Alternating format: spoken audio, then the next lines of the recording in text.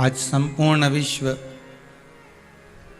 शंकर की भक्ति में ऐसा डूबा हुआ है कि किसी भी रूप में जाकर शंकर को एक लोटा पानी, एक जल का पात्र अवश्य समर्पित कर रहा है। और सबसे ज़्यादा खुशी की बात तो यह है कि जिन शंकर के मंदिरों में ताले लगे मिलते थे, आज वो संपूर्ण विश्व के, भले छोटा मंदिर हो चाहे बड़ा मंदिर हो, सबके दरवाजे खुल गए और लोग वहाँ अधिक से अधिक मात्रा में जाकर दर्शन कर रहे हैं। लोगों को समझ में आया कि शिव क्या है।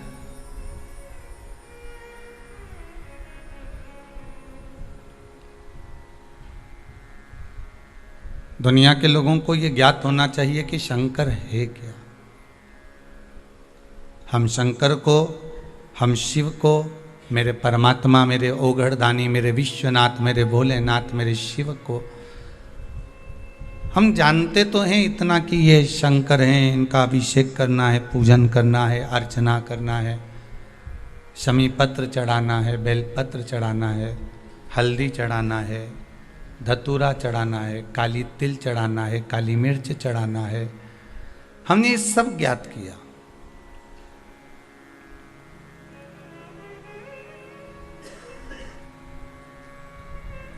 गेहूं के दाने, चने की दाल, मूंग के दाने, गन्ने का रस, फल का रस, नारियल का पानी शिव को समर्पित होता है। सबको मालूम था कि सब कुछ भगवान को चढ़ता है, पर यह ज्ञात नहीं हो पाता था कि इसके चढ़ाने से ये फल हमको अधिक मिलेगा।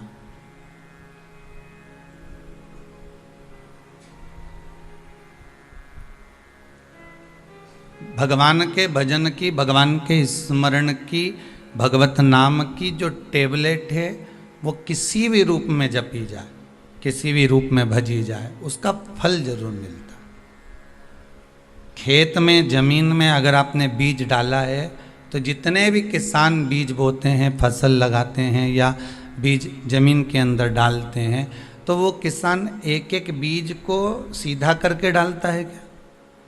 सोयाबीन का बीज डालेगा तो क्या सीधा करके डालेगा कि एक एक बीज को पकड़ लिया जाए, उसको सीधा करा जाए? गेहूं के दाने को सीधा रखा जाए तो अच्छा उगेगा, मूंग को सीधा रखा जाए तो एक एक पूरे खेत में इतने बीज जब डाले जाते हैं तो वहाँ देखा नहीं जाता कि बीज उल्टा डला, सीधा डला, अर्थात कैसा उसको जमीन के अंदर डाला गया है उसको नहीं देखा गया। पर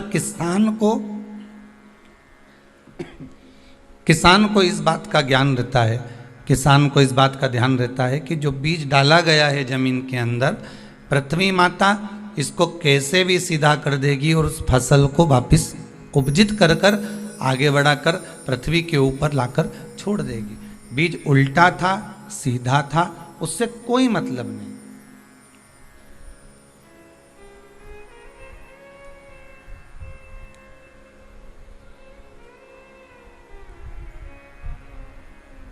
अच्छा, बीज अगर उल्टा डल गया तो जमीन के अंदर जाना चाहिए ना। जो पौधा लगेगा, जो फल लगेगा वो जमीन के अंदर जाए, पर जाएगा क्या? निकल कर कहाँ आना, ऊपर ही आएगा। बीज उल्टा डाला जाए चाहे सीधा डाला जाए, फसल सम्मुख में ही प्रकट होती है, हमारे सामने ही आती है। उसी तरह शंकर का नाम, राम नाम, कृष्ण नाम, भगवान का नाम तुम किसी भी रूप में जप लो, तुम्हारी मर्जी पड़े जैसे जपो, तुम्हारी मर्जी पड़े जैसे भजन करो, तुम्हारी मर्जी पड़े जैसे स्मरण करो, तुम जितना करो, जैसे करो, तुम्हारा मन है, पर उसका जो फल है ये पक्का है। जैसे जमीन के अंदर बीज डाला, उल्टा सीधा डाला, पर प्रगट सामने होता है, उसी तरह तुम कैसे भी भजो, भगवान प्रगट तुम्हारे सामने ही होता है, ये सम्मुख में आता है। आप कैसे डाल रहे हैं बीज को, उसकी महत्वता है कि मुख में हो राम नाम, राम सेवा हाथ में, तू अकेला नहीं प्यारे, राम तेरे साथ में। जिंदगी की बागडोर हाथ दीना नाथ के, वह महलों में राखे चाहे झोपड़ी को वास दे। सीताराम सीताराम सीताराम कहिए, जाई विधि राखे राम ताई विधि। इसमें एक भजन में एक लाइन अच्छी है कि किया अभिमान तो फिर, क्योंकि दुनिया की लोगों की आदत है इधर झांके उधर झांके, बाहर झांके अंदर झांके, घर में भी काम करती करती 2 बार तो बाहर झांक के आ ही जाए। काम घर में कर रही है, मल्टी में रह रही है, पर जाके खाना बनाती बनाती भी झांक कर जाएगी थोड़ी देर में। अब भी आई और रोटी बस तवे से उतारी और बाहर जाकर झांक की आई। खिड़की से भी भोजन बनाती बनाती झांकती रहेगी। कोई काम करे तो 50 बार झांके, टीवी भी देख रही है तो 50 बार अखबार पढ़ती पढ़ती झांक ले, अखबार पढ़ती, मोबाइल चलाती चलाती भी झांक रही है। अच्छा एक बात समझ में नहीं आई, ये सारी दुनिया में झांके पर अपने भीतर क्यों नहीं झांके रहे?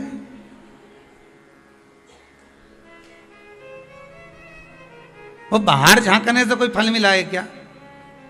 अभी तक किसी को बाहर झांकने से कुछ मिला हो तो जरूर बताना। इधर उधर झांकने से कुछ मिला क्या? नहीं। अपने भीतर अगर झांक लेता, अपने भीतर अगर एक बार झांक कर देख लेता, तो ये विश्वास मानो शिव महापुराण का, जब हम अपने अवगुण देख लेते हैं, हम अपने अवगुणों को निकालकर सामने प्रस्तुत कर देते हैं, तो ये पक्का है कि भगवान भी माफ कर देता है और कुछ अच्छा कर देता है। हमारे अवगुण हमारे सम्मुख में आ जाए।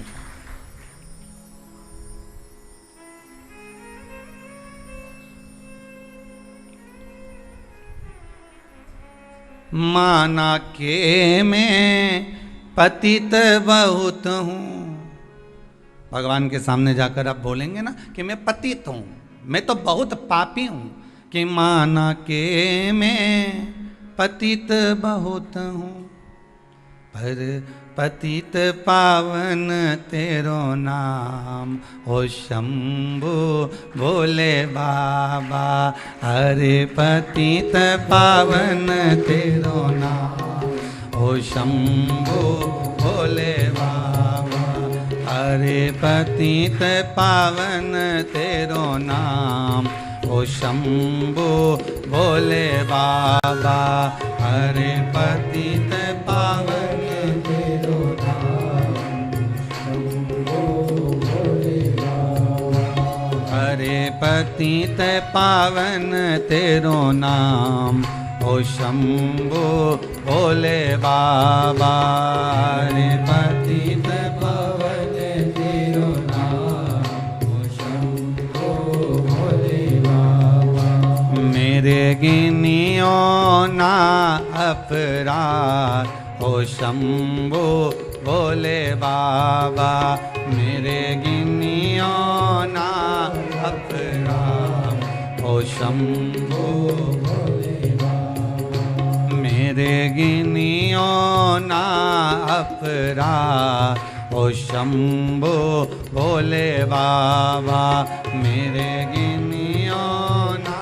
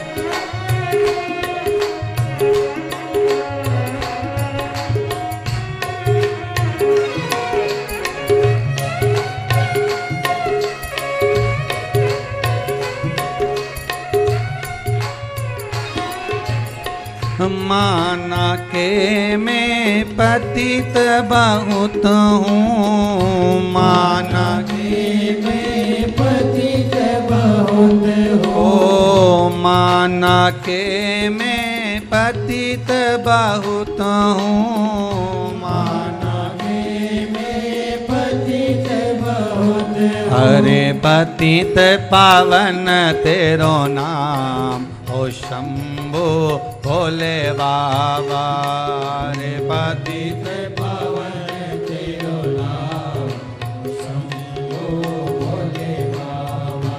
हाँ जी पतित पावन तेरो नाम ओ शंभो भोले बाबा।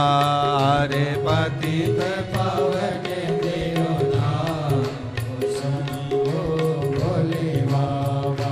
मेरे गिनियो ना अपराध ओ शंभो भोले बाबा।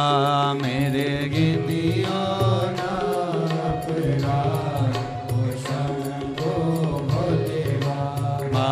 मेरे गिनियो ना अपराध ओ शंभो भोले बाबा। मेरे गिनियो ना अपराध ओ शंभो भोले बाबा। अपने भीतर भी कभी झांकने का प्रयास करिए कि कुछ कपट, कुछ छल, कुछ प्रपंच, कुछ बेईमानी हमारे भीतर जो है हम उसको तो झांकें। अवगुण तो हमने देखे पर दुनिया के देखे। ऐसा कोई व्यक्ति नहीं जो अवगुण नहीं देखता, पर दुनिया के देखता। जिस दिन हम अपने भीतर के अवगुण झांकने लगेंगे, हम जब अपने भीतर के अवगुण सम्मुख में लाने लगेंगे, तो ये पक्का है कि आपके भीतर गुण अपने आप आने लगे। आपके भीतर स्वयं गुण आने लगेगा हमारा। अगर अवगुण हम झांक रहे हैं तो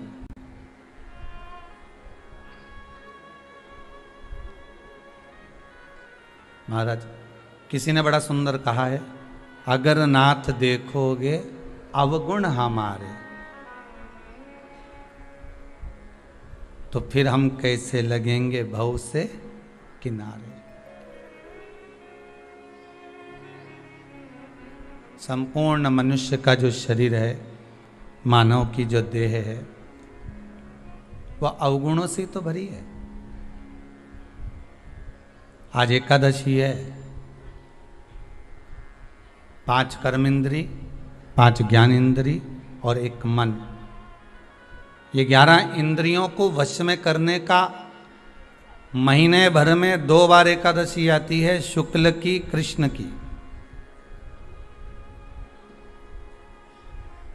और दोनों एकादशी का एक ही बात कहती है कि आप अपनी इंद्रियों को वश में करिए।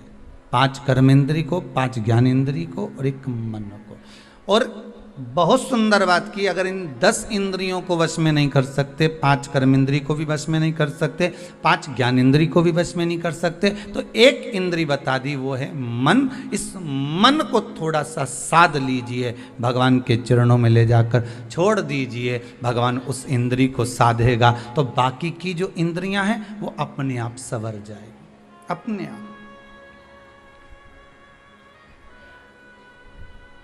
एक इंद्री अपने मन की।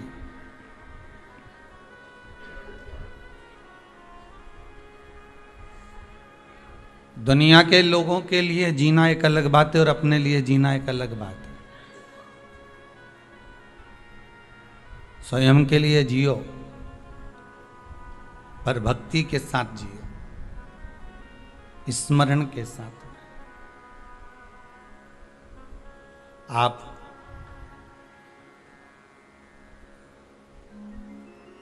सबसे पहले दुनिया के लोगों को यही बात अड़ जाती है कि लोग क्या कहेंगे अगर मैंने मंदिर जाऊंगा, तिलक लगाऊंगा, चंदन लगाऊंगा, रुद्राक्ष की माला पहनूंगा, लोग क्या कहेंगे।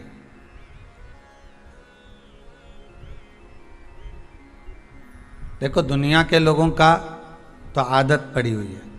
पहले दिन दुनिया के लोग हंसेंगे, दूसरे दिन ताना देंगे, तीसरे दिन गाली देंगे, चौथे दिन अपशब्द बोलेंगे, पांचवें दिन जो भी बोला सब भूल जाएंगे। इनके चक्कर में रहोगे तो जिंदगी नरक में चली जाएगी। अपने को फिर निवेदन है, किसी के चक्कर में नहीं पड़ना, अपने को पड़ना महादेव के चक्कर में। देव अधिदेव महादेव के, बस उसके चक्कर में अगर पड़े रहे तो कोई केम ही ना तुमसे कि तुम बताओ इतना चंदन लगा के कहाँ जा रहे हो, तुम तो पूरे बाबा जोगी बने जा रहे हो, क्या बात है, क्या मिश्रा जी की कथा में बहुत डूब गए हो। तो दुनिया के लोग तो खूब ताना देगा रे।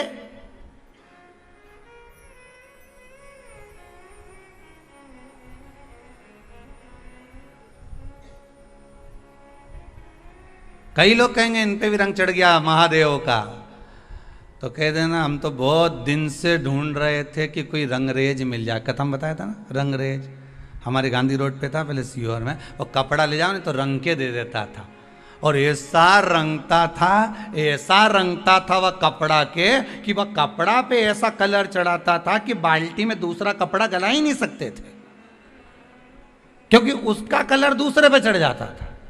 बस अगर तुमसे कहनी कि बताओ कहाँ का रंग चढ़ गया, तो कहते ना वो देवाधिदेव महादेव का चढ़ा है। ऐसा कपड़ा रंगा, ऐसा रंगा, वो एक की रंग में ऐसा रंगाया कि पूरा विश्व उसी रंग में देव अधिदेव महादेव के रंग गया। बस शंकर के रंग में एक बार जो रंग गया उसने 50 को रंगा दिया। बस यही क्रम है हमारा, 50।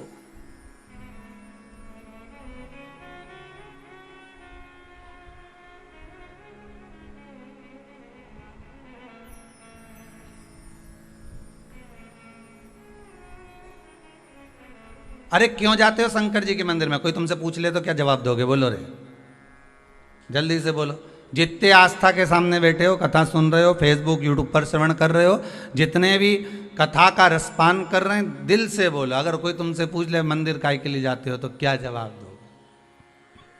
अरे महाराज भगवान की पूजन करने जाते हैं, दिया लगाने जाते हैं, आरती करने जाते हैं, भगवान को दोक लगाने जाते हैं, भगवान को प्रणाम करने जाते हैं, भगवान को नमन करने जाते हैं। अच्छा, पर शिव पुराण तो कहती है कि मंदिर क्यों जाया जाता है, किस लिए जाते हैं? तो कहा मंदिर केवल भगवान को तुम नमन करने नहीं जा रहे हो, भगवान को प्रणाम करने नहीं जा रहे। प्रणाम तो तुम घर के मंदिर में भी कर लेते हो। बोलो तो सही है कि गलत है? घर के मंदिर में भी नमन कर लेते हो, फिर मंदिर क्यों जा रहे हो?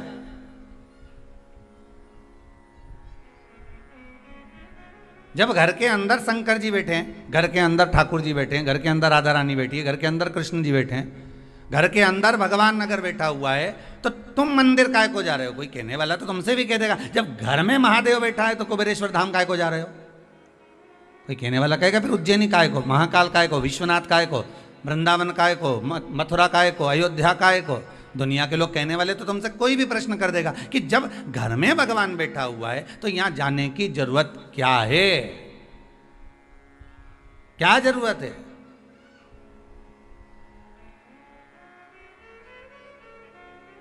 तो उनको समझाने के लिए एक बात पहले भी कही, आज फिर कहते हैं कि गाड़ी की हवा निकल जाए तो तुम किसी से पूछो कि भैया हमारी गाड़ी की हवा निकल गई है। अच्छा, तो फिर हवा कहाँ मिलेगी? तो पास में खड़ा हुआ व्यक्ति कहेगा हवा ही तो है, चारों तरफ हवा। नहीं नहीं, हमको हवा चाहिए। तो ये हवा नहीं है क्या? नहीं, हमको गाड़ी के लिए चाहिए। अच्छा, फिर किसी के पास गए, भैया वो हवा गाड़ी की निकल गई है। उसने कहा गाड़ी की निकली, लोगों की निकल जाती है। अच्छे अच्छे की हवा निकल जाए और हवा निकल गई तो आदमी किसी काम का नहीं बचे। अब यहाँ तो तुम गाड़ी की बात कर। अब कोई तुमको इतना ज्ञान दे कि बताओ हवा यहाँ, हवा वहाँ, हवा ऐसी, हवा वैसी। अब यहाँ तुम्हारा मन मानेगा, तुम्हें तो गाड़ी के लिए चाहिए। फिर तुमने कहा अरे भैया गाड़ी में हवा चाहिए पहिया में भरने के लिए। फिर उसने कहा वो सामने मशीन लगी है, वहाँ चले जाओ। मशीन वाले के यहाँ गए, उसने कहा हवा डाल दीजिए। उसने पाइप पकड़ा, हवा डाली, हवा भरा गई, गाड़ी चल दी। बस चली कि नहीं चली? उसी तरह भगवान तो घर में भी है, भगवान तो तुम में भी है, परमात्मा तो कण कण में समाया है, कंकर कंकर में शंकर समाया है। पर मंदिर तीर्थ इसलिए जाया जाता है कि वहां पर मशीन लगी है हवा भरने की, एक बार भराई कि गाड़ी दौड़ गई। एक बार अगर भरा गई हवा अच्छे से तो अब गाड़ी इंदौर तक नहीं रुके। इंदौर तो इंदौर, वापिस सीहोर आ जाओ, नहीं फिर इंदौर चले जाओ, 2-3 बार काम कर जाए। एक बार की हवा, बस एक बार अगर तुम अयोध्या चले गए, एक बार मथुरा चले गए, एक बार काशी चले गए, एक बार उज्जैनी चले गए, एक बार भगवान का दर्शन करने पहुंच गए, एक बार तुम परमात्मा की चौखट पर पहुंच गए, एक बार तुम भगवान के मंदिर पहुंच गए, एक बार तुम शंकर की चौखट पर पहुंच गए, एक बार यदि तुम भगवान की भक्ति में डूब गए, फिर तो भगवान जानता है कि कौन सी हवा भरता है कि गुब्बारा उड़ते ही जाए, उड़ते ही जाए, उड़ते ही जाए।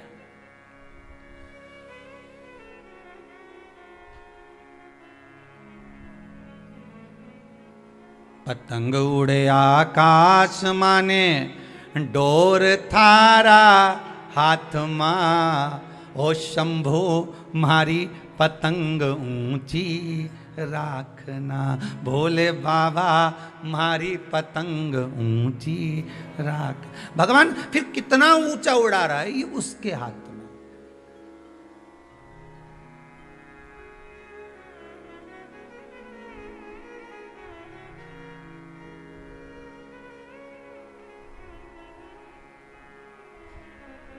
आज इंदौर से कोई एक बालक आया हुआ था, गया शायद, दिख नहीं रहा, तो वो कह रहा था, हमने पूछा कैसे आना हुआ, बस आना था, इधर से भोपाल जा रहा था तो यहाँ आया। अच्छा, नहीं किसी ने तो भेजा होगा, ऐसे तो तू आ ही नहीं सके, ये तो पक्का। हाँ, हमारी माता जी कह रही थी अगर तू भोपाल जा रहा है तो सीहोर पड़ेगा, उसके पहले 9 किलोमीटर पहले कुबेरेश्वर धाम पड़ेगा, भले अभी शंकर जी नहीं बैठे पर चलेगा। तो हमने कहा तुम्हारी माता जी ने भेजा? हाँ।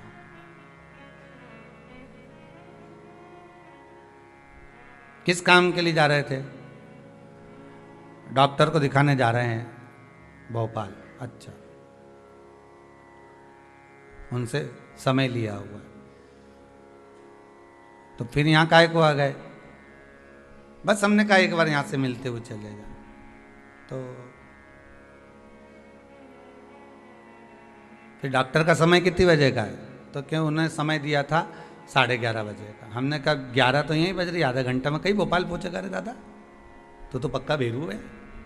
और यहाँ आधा घंटा में कोई भोपाल पहुंचे तो, और भोपाल भी जाए तो डॉक्टर के दरवाजे तक तो पहुंचेगा, कैसे चले जाएगा? अरे गुरुजी क्या बताएं, माता जी ने तो कहा था, और हम सोचे थे कि आती समय जाएंगे कुबेरेश्वर धाम।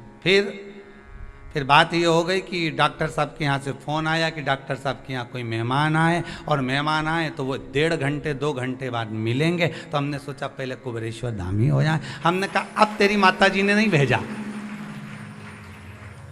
अब तुझी माता जी ने नहीं भेजा है, अब भेजा किसने? मैग्नेट है, चुंबक खींच लेती है।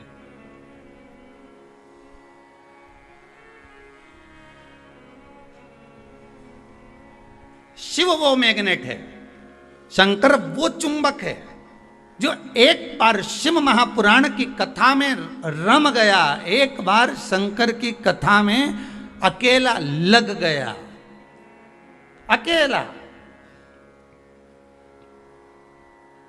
उसने एक बार चुंबक से लगवा दिया, फिर ना जाने कितने लोग उससे लग गए, उससे चिपक एक बार। दुनिया क्या कहे हमें उससे मतलब नहीं होना चाहिए, बस इतना याद रखो कि मेरा देव अधिदेव महादेव कैसे रहे। दुनिया के लोग कहेंगे चंदन लगा लिया, दुनिया के लोग कहेंगे बताओ त्रिपुंड लगा लिया, दुनिया के लोग कहेंगे कहाँ अंधविश्वास में पड़े हो, कोई कथा भागवत सत्संग स्मरण से कुछ होता है क्या? क्यों नहीं होता?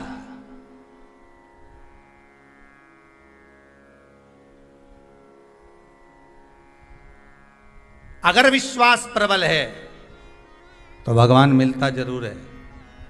ध्रुव जी महाराज ने ऐसा घोर तप करा, ऐसा तप किया, सबने उनको डोला दिया। अरे ध्रुव 4 वर्ष का बालक है, कहाँ तप कर रहा है, कोई नहीं आने वाला, भगवान तो किसी हालत में नहीं आए। तप कर करके तप करते रहे, इंद्रलोक हिल गया। इंद्रलोक जैसे हिला, इंद्र देवता ने सारे देवताओं को परीक्षा लेने भेजा, सब हार गए, ध्रुव जी महाराज बैठे रहे। विश्वास लेकर बैठे हैं। और विश्वास क्या करा था ध्रुव जी महाराज ने? केवल एक विश्वास करा था अपनी माता के वचन पर। मां ने क्या कहा था? किसके लिए रो रहा है? पिता की गोद में बैठने के लिए। मां, मुझे छोटी मां ने गोदी से नीचे उतार दिया और मां कहती है पिता की गोद में बैठने के लिए रो रहा है। ध्रुव, धिक्कार है तेरे जीवन को जो पिता की गोद में बैठने के लिए रो रहा है। अगर रोना है तो परमात्मा की गोद में बैठने के लिए रो, जिसकी गोद से कभी कोई नीचे नहीं उतरता। पिता की गोद में थोड़ी देर बैठोगे नीचे उतरना पड़ेगा, माता की गोद में थोड़ी देर बैठोगे नीचे उतरना पड़ेगा। बैठे बैठे माँ भी अपनी गोद में कितनी देर बच्चे को रखेगी? एक दिन नीचे उतार देगी। पिता भी एक दिन गोदी से उतार देगा। अगर बैठना है तो परमात्मा की गोद में बैठ। तो ध्रुव जी महाराज ने पूछ लिया था, माँ वो परमात्मा कहाँ मिलेगा? तो कहा ये पूछ के कहाँ नहीं मिलेगा? सर्वस्व, हर जगह, कंकर में, डाली में, पशु में, पक्षी में, जलचर में, थलचर में, वायुचर में, सब जगह परमात्मा है। तो मैं कहाँ जाऊं भगवान को ढूंढने? तो माता ने कह दिया तेरी मर्जी पड़े, जा जा। तो जंगल में चले जाऊं, तेरी मर्जी हो, जा। अब आप में से कितनी माताएं हैं इस आस्था चैनल पर जो कथा सुन रहे हैं, इसमें से कितनी माताएं जो 4 वर्ष के बच्चे को वन भेज देगी? आप में से कितने लोग होंगे जो 4 साल के बच्चे को अपने घर से निकाल दोगे? और ध्रुव जी की माता ने कहा और ध्रुव जी महाराज चल दिए। वन में जाकर जो पहुंचे तो उन्होंने सोचा गुरु मंत्र ले लूं। अब मंत्र किससे लूं? तो देव ऋषि नारद मिल गए। ये नारद जी एक ऐसे हैं जो मंत्र देने में कहीं ना कहीं भूल नहीं करते, दे देते। ध्रुव जी महाराज ने तुरंत कहा नारद जी बोले कहाँ घूम रहा है? बड़े बड़े पशु पक्षी तुझे खा जाएंगे। कितना डर दिखाया, कितना भय दिखाया, कितना डराया गया। माना क्या? क्योंकि विश्वास प्रबल था कि मेरी माता ने कहा है भगवान की गोद में बैठना है तो बैठकर मानूंगा। अगर आपका लक्ष्य पक्का है कि मुझे नौकरी करना है, मुझे सर्विस करना है, मुझे व्यापार करना है, मुझे व्यवसाय करना है। दुनिया के लोग तो कहेंगे ये वाला बिजनेस डालोगे तो घाटा लग गया, हम तो इतने दिन से व्यापार कर रहे हैं, घाटा ही घाटा लग रहा है। कभी तुमने विचार करा कि घाटा क्यों लग रहा है? किसके कारण लग रहा है? घाटा लगने का कारण क्या है?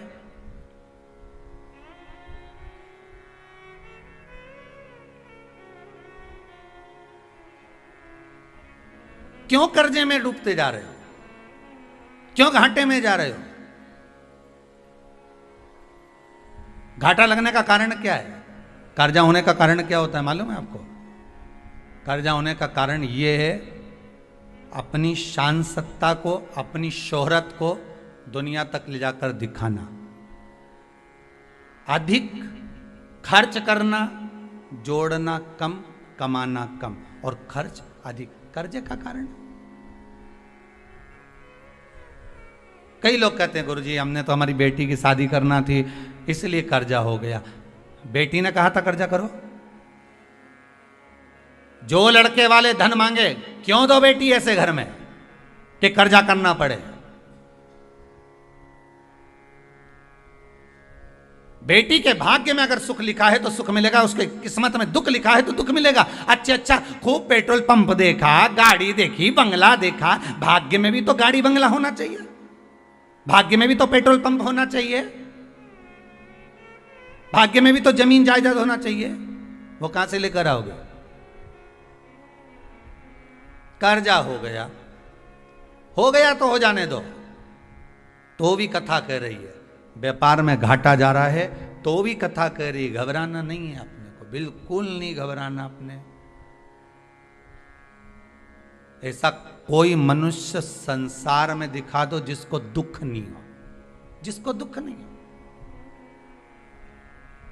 एक संत तालाब के किनारे बैठकर तप कर रहे हैं, उनको दुनिया के लोग कहते कितना जोरदार संत है, इसको कोई दुख नहीं है। वो तप कर रहा था, वहीं पे एक बगुला आ गया मछली को पकड़ने के लिए। संत ने देख लिया, आंखें खोल के बगुला को भगा दिया। संत 2-1 साल बाद मर गए, प्राण छूट गए। ऊपर गए तो कहा इनको नरक में पटक दो। तो संत ने कहा हमने क्या बुरा काम करा, राम राम जपा, कृष्ण नाम जपा, भगवान का भजन किया और तुम कह रहे हो कि नरक में भेजा? क्यों भेजा, किस लिए? तो कहा बगुला का व्रत था, 1 महीने से उसने भोजन नहीं किया था, उसका भोजन वहीं पर लिखा हुआ था, उसको वो मछली पकड़ना थी, खाना थी, पर तुमने भगा दिया, इसलिए तुम्हें नरक भोगना पड़ा। ठीक है। अब इनकी गादी पे दूसरे संत को बिठाया, दूसरे बाबा को बिठाया। अब दूसरा बाबा बैठा तो गुरुजी ने सपने में आकर कहा, बेटा बगुला बिल्कुल मत भगाना। ये भी तब करने बैठा, बगुला आ गया, इसने नहीं भगाया। ये भी 2 साल बाद मर गया, प्राण छोड़कर ऊपर गए, तो इसको भी नरक मिला। इसने पूछा, मेरे को नरक काय के लिए भेज रहे हो? तो क्या बेचारी मछली पानी में से पुकार रही थी कि तू संत है, साधु है, गुरु है, मुझे बचा ले। एक जरा सी ताली बजाता तो बगला भाग जाता, पर तूने सामने देखकर भी मछली का भक्षण करवाया, इसलिए तुझे नरक भेजा।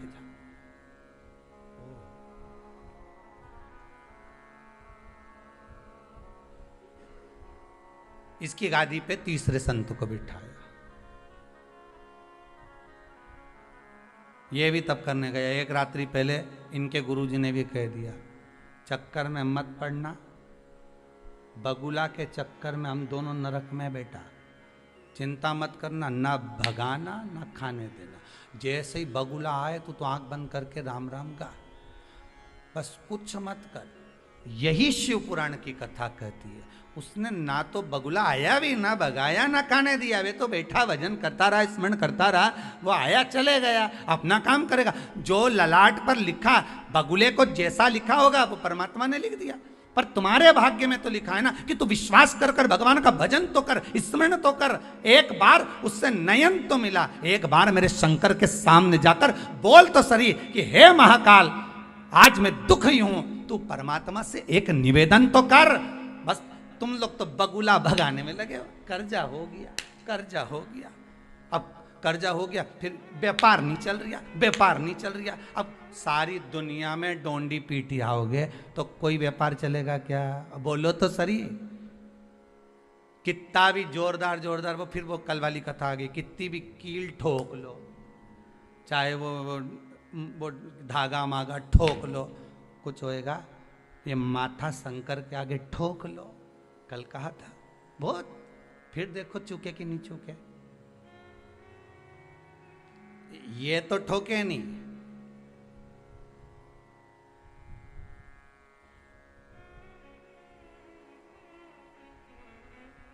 हम तो बड़े दुखी हो गए गुरुजी, इतने दुखी कि मर जाए तो कहीं करे। तो मर भी जाओगा तो करोगा क्या? आना तो पड़ेगा, वापिस जन्म लेना पड़ेगा, फिर पुनरपि जननम पुनरपि मरणम। का मतलब है? इसलिए पूरी ड्यूटी करके जा। उसने दुख दिया है ना, उसने दिन ऐसे दिए हैं ना, काय की चिंता करना? समय आएगा। विश्वनाथ पर भरोसा रखना, श्री शिवाय नमस्तुभ्यम का जाप करना। ज़्यादा दुख हो इस हृदय में तो जो रुद्राक्ष तुम्हारे पास में रखा हो, कैसा भी हो, कैसा भी हो। अब कई लोग कहते हैं महाराज जी ये रुद्राक्ष प्लास्टिक का है क्या, ये असली है क्या, ये नकली है क्या? आधे से ज्यादा लोग तो संशय में पड़े हैं।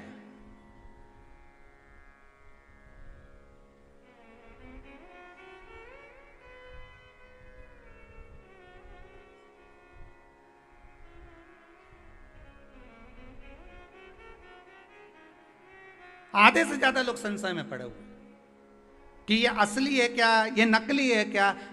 अरे नकली भी है ना, विश्वास तो असली है। अरे बोलो तो सही, विश्वास तो असली है। जहर का प्याला राणा जी ने ला कर दिया। मीरा भाई कहती है, वारे प्रभु आज सवेरे सवेरे खीर मिल गई, गजब करा रे मेरे सावरिया। अब राणा जी तो मुस्कुरा के बोल रहे, इतना हलाहल विष दिया है मीरा को, और मीरा कह रही आज भगवान के भोग लगाने के लिए खीर आ गई है। कौन सा त्योहार है आज जो खीर आई है? तो मीराबाई के याद आया, त्योहार में बार तो कुछ भी नहीं है, पर बना ली होगी खीर, इसलिए प्रसाद में आ गई। मीराबाई ने वही विश्वास था, भगवान के सामने रख दिया, कटोरा लेके बैठ गई और सांवरिया जी से क्या खाओ। तो रुक्मणी जी पूछ रही, प्रभु आज तो आपने मीरा जी के यहाँ जाने में बहुत देरी कर दी। भगवान बोले, जाने में देरी नहीं करूं तो क्या करूं? ये तो पूतना की बहन बने जा रही। एक आई थी पूतना, तुरंत आई, विष पिलाना चालू कर दी, और ये आई तो खीर का कटोरा ले आई। बताओ अब क्या करूं? तो रुक्मणी जी बोली कि पूतना को भी तो आपने मातृत्व लोक दिया था, तो मीराबाई के लिए क्या कुछ नहीं कर सकते? भगवान कहने लगे बस अब चिंता मत कर। मीराबाई ने जो कटोरा भगवान के मुख से लगाया, भगवान छूते ही उसको अमृत कर दिए। ले अब पी ले तू। और मीरा ने पिया। विश्वास था जहर अमृत बन गया। कर्जा हो गया, अमृत हो जाएगा। दुकान नहीं चल रही, व्यापार नहीं चल रहा, अरे करो तो सही। जो रुद्राक्ष है उसको 5 दिन 7 दिन घृत में गाय के घी में डाल के रख दो। उसको गौ माता के घी में डाल के तो रखो उस रुद्राक्ष को।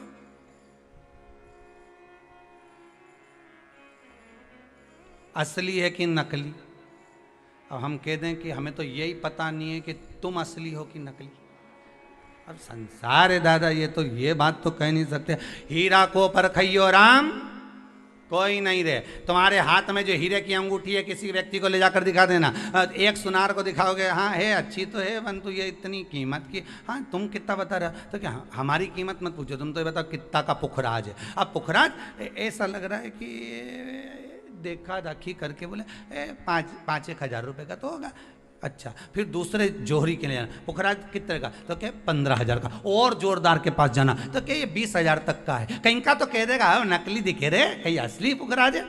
हीरे की अंगूठी पहनने वालों के भी हीरे को अगर भाव लगा पूरी दुनिया में मालूम करके देखो, अलग अलग जगह पर जाकर मालूम करना हीरे की, ये कोई ठीक नहीं, कोई ठीक नहीं। पर कोई परखदार मिल जाएगा, ले जाएगा। कहीं लाखों का हीरा है, बस विश्वास अगर पक्का है। असली और नकली के चक्कर में मत पड़िए।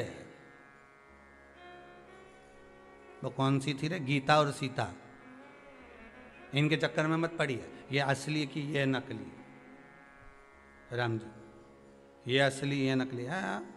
यहाँ तो आदमी समझ में नहीं आए कि असली है कि नकली है। रुद्राक्ष देख रहे हैं, एक मुखी चाहिए। अब जो लेने आया उसका भी मुंडा देख लो, तू कितने मुखी है।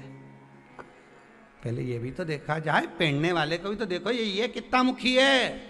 अपनी बात पे टिके ही नहीं। थोड़ी देर में कह दे ऐसा, थोड़ी देर में कह दे वैसा, थोड़ी देर में कह दे ऐसा, थोड़ी देर में कह दे वैसा। दिन रात झूठ कपट छल बेईमानी का दिन रात करे और कह के एक मुखी रुद्राक्ष दे दो। भगवान सोचे एक वृक्ष में एक मुखी रुद्राक्ष केवल साल में एक बार आता है, तो भगवान भी कहता है एक मुखी मिलना कठिन है। संसार सागर में एक मुखी बोलने वाला भी मिलना कठिन है। बस कहेगा तो मीठा बोलने वाला मिल जाएगा। अरे सब तुम्हारी तारीफ करने वाले मिलेंगे, सारी दुनिया के लोग खूब तारीफ करेंगे। कमला भाई ऐसी जोरदार, कहीं के ना भेरू सिंह इतना बढ़िया। वो तो कहीं का एक मुखी हो ही नहीं तो मुंडा पे के चले जाओ। ऐसा भेरू सिंह घना देखिया, एक मुखी हो तो क्या। रुद्राक्ष एक मुखी ढूंढ रहे हो तो तुम भी तो सोचो कि रुद्राक्ष का असर कब होगा। अब क्या कहे, हमने तो एक मुखी रुद्राक्ष लिया गुरुजी, कितना का, मिले ही नहीं। फिर 40,000 खर्च करे। हम गए थे नेपाल, पशुपतिनाथ का दर्शन करने, काठमांडू से लेके आया। हमने कहा दिखा दे जरा। उन्हें जो रुद्राक्ष दिखाया, हमने कहा जोरदार है। तो क्या ये हम पहनता तो 3 साल हो गए पर असर नहीं आई रहा। तो हमने कहा रुद्राक्ष तो एक मुखी है पर तू ना जाने कितने मुखी। रुद्राक्ष असर जब करे, जब एक मुखी रुद्राक्ष पहने तो एक मुखी आदमी होना चाहिए, असर भी तो करना चाहिए। अब वो हमसे पूछे कि गुरुजी आप बताओ एक मुखी कैसे होते हैं। हमने कहा बाद में कभी कथा होगी तब सुनाएंगे, अभी तो तू जा, राधे राधे गा, भगवत भजन करो। दुनिया कितने भी दोष देखे, दुनिया कितने भी ताने दे, दुनिया कितने भी अपशब्द खाए, तुम भजन चित्त में लगे रहो ना। तुम्हारा विश्वास क्यों डोले साहब?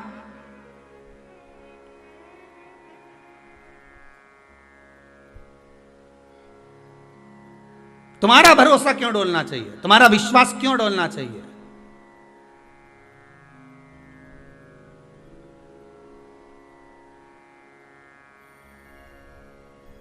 जब तुम विचार कर बैठी हो कि मेरा विश्वास नहीं डोलेगा, तो फिर क्या को डोले? तुम तो जैसे वो भजन गाती है ना पुरानी माताएं, कितना जोरदार गा, तांबा का हंडा तातो धरो पानी, नीनाए भोला नवा के रहूंगी। भोले को अपना, अरे बोलो तो जम के बना के रहूंगी। सोना की थाली में भोजन परो, नी खाए भोला खवा के रहूंगी। अब बस इस तरह से विश्वास रख कर के नहीं खाएगा तो मैं भी नहीं खाऊंगा। नहीं, रोज तुम भगवान के सामने थाली ले जाके रखते हो, बोलो रखते कि नहीं रखते? अपने घर में भोग लगाओ कि नहीं लगाओ भगवान के सामने? तुम शक्कर भी ले जाके रखो, तुम भोजन की थाली भी ले जाके रखो। कभी तुम्हारे मन में आए, तुम्हारे छोरे को तुमने रोटी दी, नहीं खाए, तो तुमने कितनी जम के चिल्लाई, खा रिया कि नहीं खा रिया? सीधी तरीके से दोनों रोटी फिनिश हो जाना चाहिए, साफ हो जाना चाहिए, नहीं तो सोच लेना अब छोरा नहीं खा रिया रोटी तो तुम क्या करोगी? बोलो, चौका छोड़ के आओगी कि नहीं आओगी?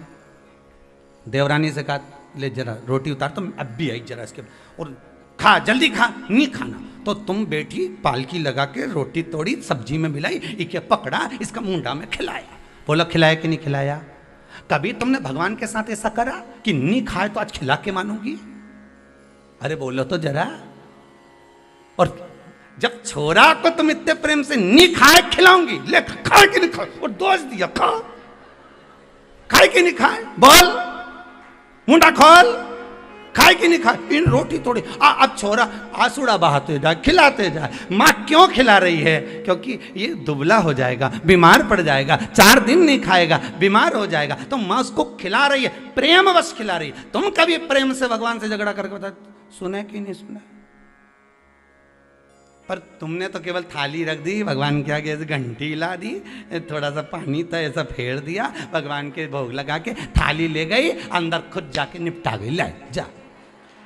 और आस क्या कर रही है कि भगवान तो हमारी सुन ही नहीं रिया। भगवान के जैसा प्रेम से छोरा को खिलाए, ऐसी तो कभी हमें नहीं खिलाई। भगवान भी सोचे ऐसी प्रेम से एक दिन तो कह देती, क्यों रे शंभू, हे शंकर, ओघड़ी, रोज रोज पार्वती माता से टिक्कड़ बनाकर खाते हो, आकड़िया की रोटी बनाई, काकड़िया की साग, रोज रोज चूरमा खाते हो, कभी मेरे हाथ का भी तो खाकर देखो। आज तुम नहीं खाओगे ना, जब तक मैं भी नहीं खाऊंगी।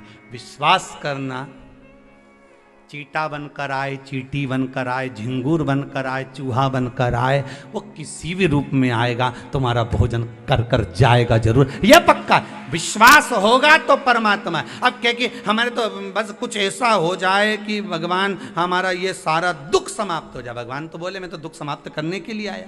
सही है कि गलत है? भगवान क्या करे? भगवान तो दुख ही समाप्त करे, पर तुम्हारा विश्वास भी तो जागृत करो। कभी तो क्यों, जैसे छोरा के क्यों कि खाए कि नहीं खाए, कभी तो क्यों ओके कितने प्रेम से खिलाए। रसोई घर छोड़ के आ गई, 10 काम छोड़ा, पटका, तब जाके उसको खिलाया। और नहीं खाए तो भी नहीं खाए तो उसके मिस मिस के खूब मुंडा में भर भर के खिलाया।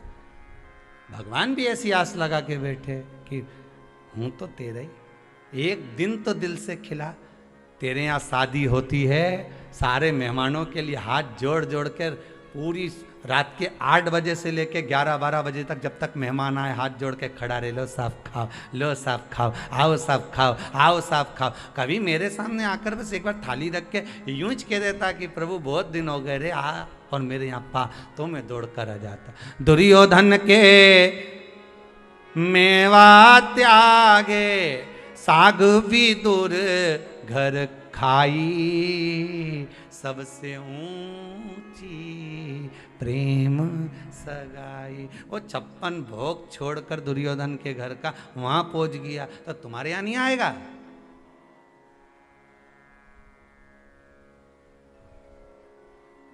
बोलो तो, अच्छे से बोलो, आएगा कि नहीं आएगा? आएगा ना। पर कब आएगा? जब तुम दिल से बुलाओ।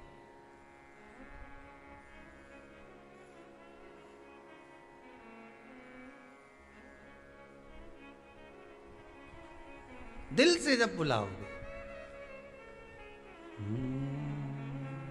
और जिस दिन तुमने दिल से बुला लिया, जिस दिन तुमने भाव से बुला लिया, जिस दिन तुमने चित्तवृत्ति से बुला लिया, उस दिन परमात्मा क्यों ना आए? हलीरी मोहे लागे काशिनी को, सखीरी मोहे लागे काशी नीको अरिरी मोहे लागे काशी नीको सखीरी मोहे लागे काशी नीको अरिरी मोहे लागे काशी नीको सखीरी मोहे लागे काशीनी को सखीरी मोहे लागे सब गाइए काशीनी को सखी मोहे लागे ये काशीनी को सखीरी मोहे लागे काशीनी को ये काशीनी को ये काशीनी को काशीनी को काशीनी ये काशीनी को ये काशीनी को काशीनी को काशीनी को हरिरी मोहे लागे ये काशीनी को हरिरी मोहे भाव से काशीनी को सखीरी मोहे लागे ये काशीनी को सखीरी मोहे लागे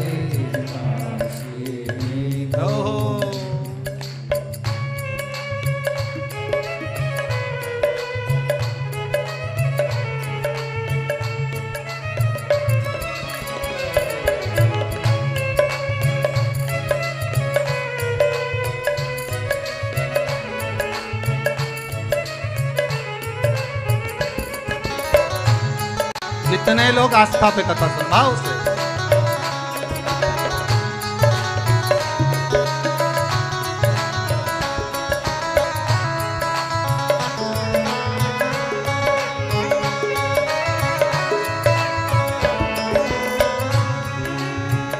घर घर शंभो गौरा सेवा घर घर शंभो घर घर शंभो गौरा सेवा घर घर शंभो गौरा सेवा दर्शन गंगा जी को दर्शन गंगा हरिरी मोहे लागे ये काशीनी को हरिरी मोहे लागे ये काशीनी को सखीरी मोहे लागे ये काशीनी को सखीरी मोहे लागे ये काशीनी को ये काशीनी को काशीनी को ओ काशीनी को ये काशीनी को काशीनी को रे काशीनी को हरे रे मोहे लागे ये काशीनी को हरे रे मोहे लागे ये काशीनी को सखी रे मोहे लागे ये काशीनी को सखी रे मोहे लागे ये काशीनी ओहो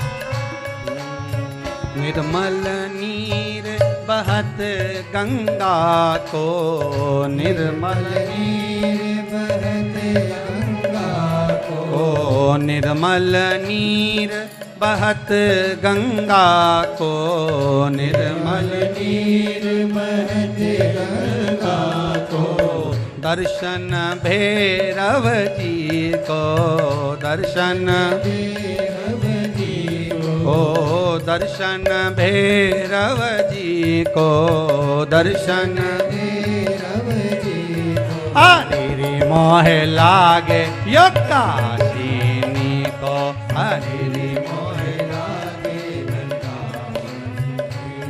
सखी रे मोह लागे ये काशिनी को सखी रे मोह लागे काशी जी को सखी रे मोह लागे ये काशिनी को सखी मोह लागे काशीनी को ये काशिनी को ये काशिनी को काशीनी को रे काशीनी को ये काशिनी को ये काशिनी को काशीनी को रे काशीनी को हरि रे मोह लागे ये काशिनी को हरि रे मोह लागे काशीनी को सखी रे मोह लागे ये काशिनी को सखी रे मोह लागे काशीनी को भोलेनाथ नाथ नाथ भोलेनाथ नाथ नाथ भोलेनाथ नाथ नाथ भोलेनाथ नाथ नाथ भोलेनाथ भोलेनाथ नाथ नाथ भोलेनाथ नाथ सखी रे मोह लागे ये काशिनी को सखी रे मोह लागे ये काशिनी को हरि रे मोह लागे ये काशिनी को हरि रे मोह लागे काशीनी को सखी रे मोह लागे ये काशिनी को सखी रे मोह लागे काशीनी को हरि रे मोह लागे ये काशिनी को हरि रे मोह लागे काशीनी को शंकर से कहो तो दिल से स्नेह से मन से अगर आपने प्रार्थना करी है, विश्वास रख कर कुछ बोले हो तो शिव सामने होगा। अब दिल से पुकारोगे तो क्यों ना भगवान आएगा भाई।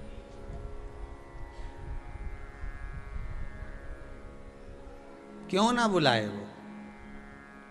विश्वास रखो, मानो तो मैं गंगा माँ हूं, ना मानो तो बहता पानी। कैसा भी रुद्राक्ष हो ना, कैसा भी रुद्राक्ष हो, और आपका अगर व्यापार में दिक्कत आ रही है, मान लो कर्जा हो गया है, तकलीफ है, व्यापार नहीं चल रहा, दुख तकलीफें ज़्यादा चल रही है, तो रुद्राक्ष घृत में डालो। गाय का घी होना चाहिए, नहीं तो तुम गौ माता की जगह भैंस माता कर लिया, तुम्हारा कहीं है।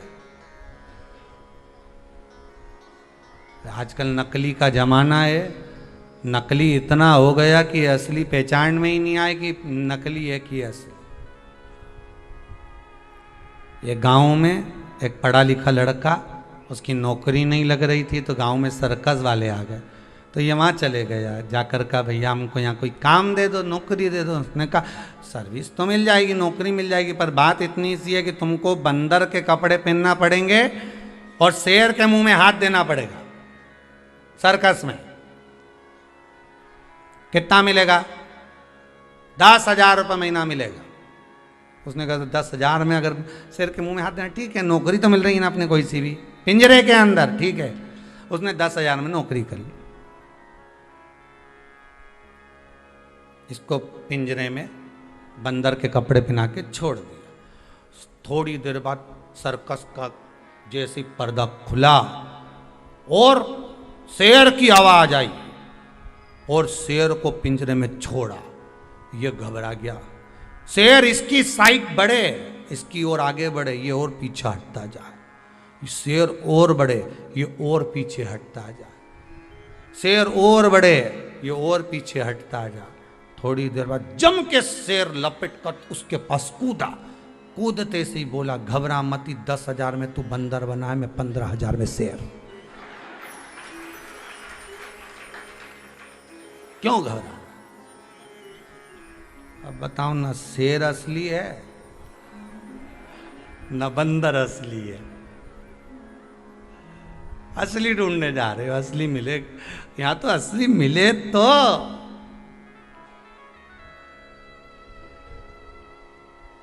मिलना बहुत कठिन है। असली घी नहीं मिल रही है लोगों को, तो असली गुरु ढूंढने चले। हम तो असली गुरु जी ढूंढने निकले हो। रामकृष्ण परमहंस जी से पूछा था स्वामी विवेकानंद जी ने, असली गुरु कितने? तो उन्होंने राई ली, सरसों, बालू रेत पे डाल दी गंगा जी के घाट पर के, सब बीन के ला, जितनी मैंने फेंकी। अब वो गुरुदेव के कहने पे बीन के लाए तो इतनी सी सरसों हाथ में गई। बस इतनी सरसों में से इतनी जो मिली है ना, बस असली इतने ही मिलेंगे, बाकी के तो सब डुप्लीकेट।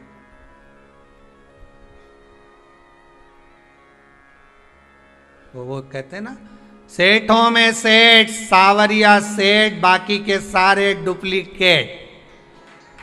अपने आप को भले सेठ के, सेठ जी आया, सेठ जी आया, सेठ जी आया, तो काय का सेठ? सेठ तो सावरिया। नानी भाई क्या गया, 56 करोड़ का मायरा भरी आया। द्रौपदी क्या गया, एक उंगली उठाई, 9,999 साड़ी दिया। भोजन कम पड़ा, आधा चावल का दाना झूठा खा गया, 10,000 ब्राह्मणों का पेट भर दिया। सेठ तो जबरदस्ती लोगों को चने की झाल पे चढ़ाते हो। सेठ जी आ गए, सेठ जी आ गए, हमारे गांव का सेठ जी, हमारे नगर का सेठ जी।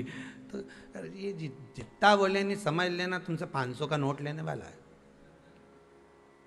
या तुमसे कोई काम करवाने वाला है। सेठ जी बोले, इनसे तो कुछ काम कराने। तो ले, सेठ तो एक, वो परमात्मा को सेठ कहो, भगवान को सेठ कहो। हम तो केवल उसके चरणों की धूल है, उस परमात्मा के चरणों की हम केवल धूल हैं। और भगवान से प्रार्थना करना कि आपके चरणों की धूल बनाकर रखना, क्योंकि भगवान के चरणों की धूल कोई सस्ती नहीं होती, कीमती होती है। कीमत वाला भगवान ही बना सकता है, आप कोई दूसरा नहीं। उसके चरणों की धूल है। भगवान से कहो, हम बस तुम्हारे चरणों में लगा कर रखो, कुछ नहीं चाहिए। उस घृत को जो आपने रुद्राक्ष के अंदर रखा है, उस घृत से प्रयास करिएगा कि वो घृत कुछ मात्रा में थोड़ा सा भगवान शंकर को समर्पित होता रहे। क्या मिलता है शिव जी को घृत चढ़ाने से, घी चढ़ाने से? गाय का घी शंकर को चढ़ाने से। ये नकली घी नहीं रहे हो, फिर समझ जाना। डुप्लीकेट मत चढ़ाना, भले इतना सा चढ़ाओ पर असली चढ़ाओ। शिव महापुराण की कथा बड़ी विचित्र कथा, बहुत प्रेम से कहती है, 10 साड़ियों का दान।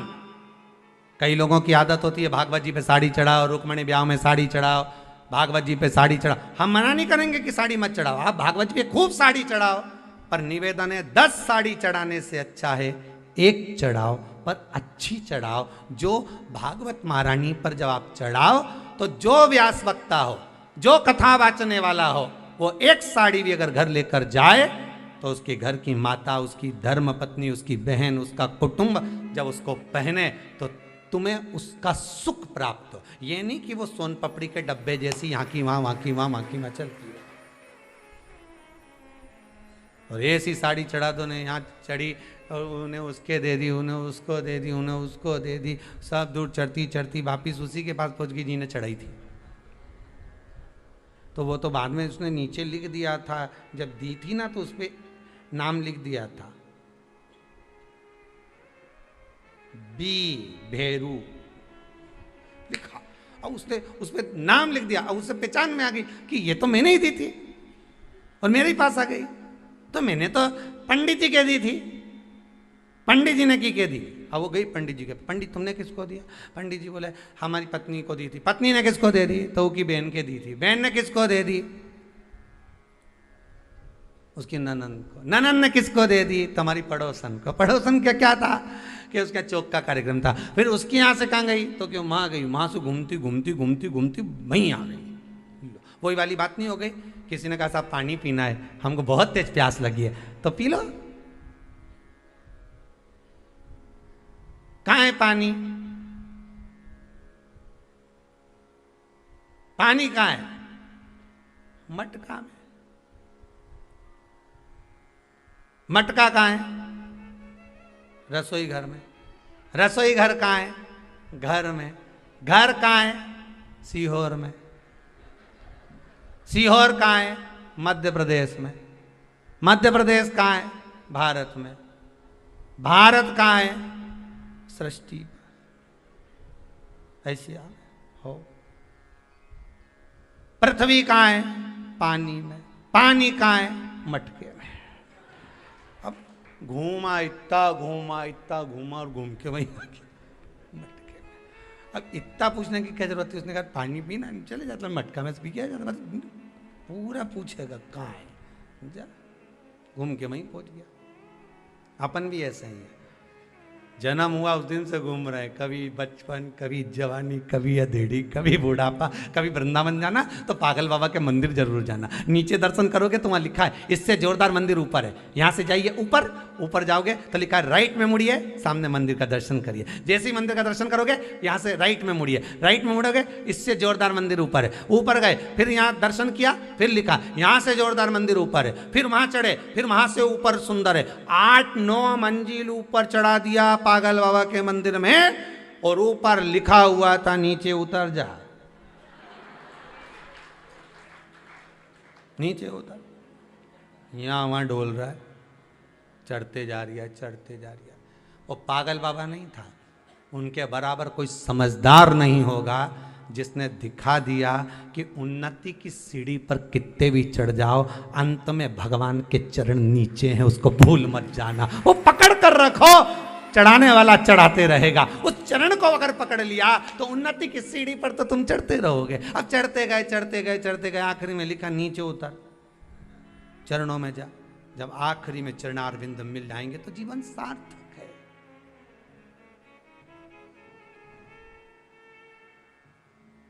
जीवन की सार्थकता उस परमात्मा के नाम में ही है। बस भटक रहे हैं हम। कोई ने कह दिया वहां चले जाओ, कोई ने कह दिया वहां चले, अरे क्यों जाएं? हम शंकर के हैं, शंकर के रहेंगे। जन्म हुआ था तो भी एक पिंडी थे। क्या थे? माता के गर्भ में केवल एक पिंडी, शंकर की पिंडी थे, शिव जी की पिंडी थे।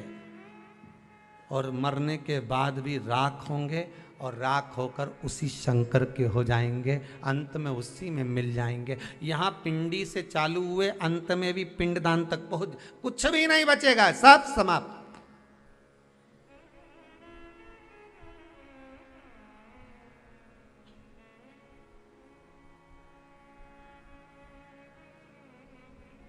कहां दौड़े हैं, कहां जाए? विश्वास शंकर का होगा तो सुख मिलेगा।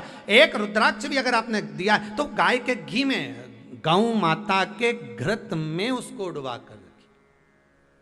5 दिन तक रखो उसको, 7 दिन तक रखो उसको।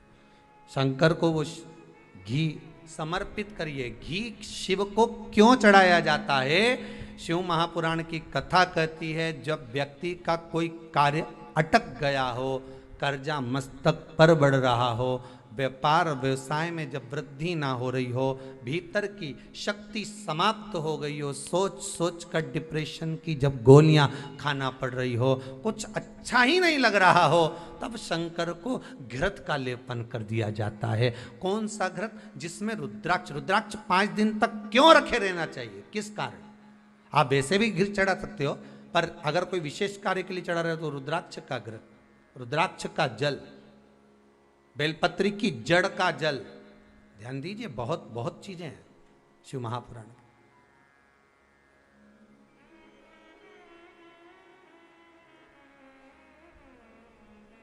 वो घृत समर्पित कर दो, बाबा का स्नान कराओ, पूजन करो। अब घी चढ़ाने जा रहे हो तो दूध भी साथ में ले जाओ, दही भी ले जाओ, कुछ जाएगा क्या, इतना इतना सा रख के ले जाओगे तो थोड़ा मधु भी ले जाओ, थोड़ी शक्कर भी ले जाओ। अकेला घी चढ़ाने से पंचामृत स्नान करा कर आइए।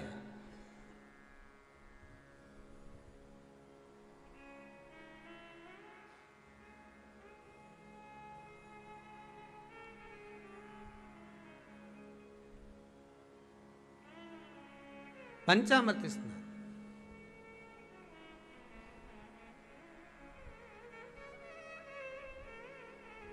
एक बात कहने में हम पीछे नहीं हटेंगे, अगर आपको अच्छा लगे तो आप अपनी जिंदगी में उतारिएगा, ना अच्छा लगे तो छोड़ दीजिएगा, ठीक है। कहने में पीछे ना हटेंगे, अगर अच्छा लगे तो उतारना अपने जीवन में। आपके आसपास में जो मंदिर हो, आपके आसपास में जो देवालय हो, आपके आसपास में जो भी मंदिर हो, देवालय हो, अगर वहाँ कोई मान लो उत्सव हो रहा है, भगवान का स्नान हो रहा है, तो आप पंडित जी से कह सकते हो, गुरुदेव ब्राह्मण देवता अगर आप आज्ञा करें तो पंचामृत की सामग्री मैं भेज देता हूं, आप भगवान को स्नान कराना। आप कहें तो मैं पंचामृत की दक्षिणा दे सकता हूं, आप भगवान का स्नान करा देना। ढेर सामग्री दान करी आपने, माना सब कुछ किया, पर एक पंचामृत अगर आपकी तरफ से भगवान को समर्पित हो रहा है तो समझ लेना कि उसका फल कितना है ये आपके खाते में। आप कभी विचार कर एक बार कर देखिए। आपने शंकर जी को सावन के महीने में पंचामृत स्नान कराया, भले इतना इतना सा दूध लेगा, इतना सा दूध, इतना सा दही, इतना सा आधी चम्मच में शहद, जरा सा आधी चम्मच में घृत, पर उसका आनंद कितना है आप कभी विचार तो करो, उसका सुख कितना है।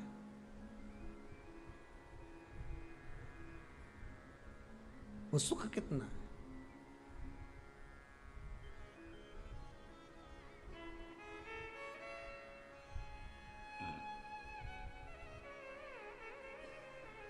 हो गया, शिव को समर्पित करो।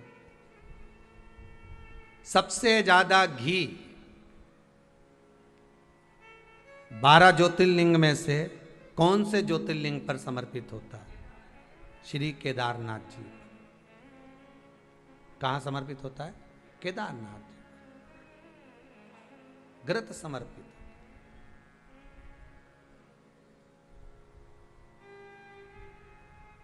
घृत में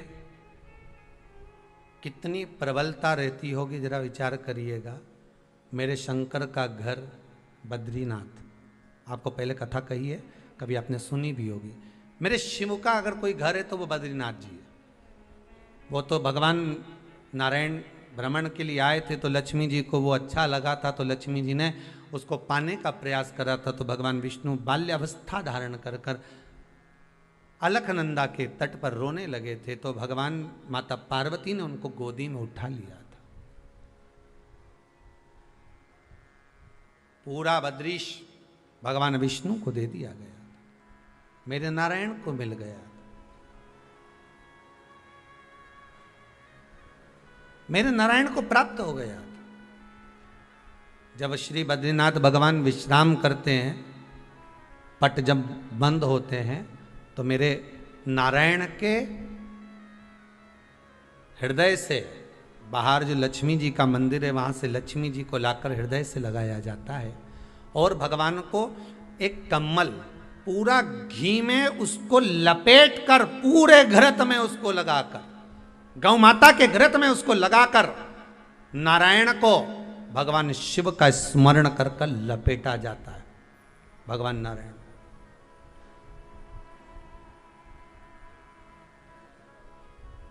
बद्रीनाथ बाबा के मंदिर में दिया घी से भर दिया जाता है, ताले लगा दिए जाते हैं, सब नीचे आ जाते हैं। जब अक्षय तृतीया के समय पर पट खोलते हैं, बाबा का कम्मल घृत से जुड़ा हुआ वैसा कि वैसे ही घृत भरा हुआ।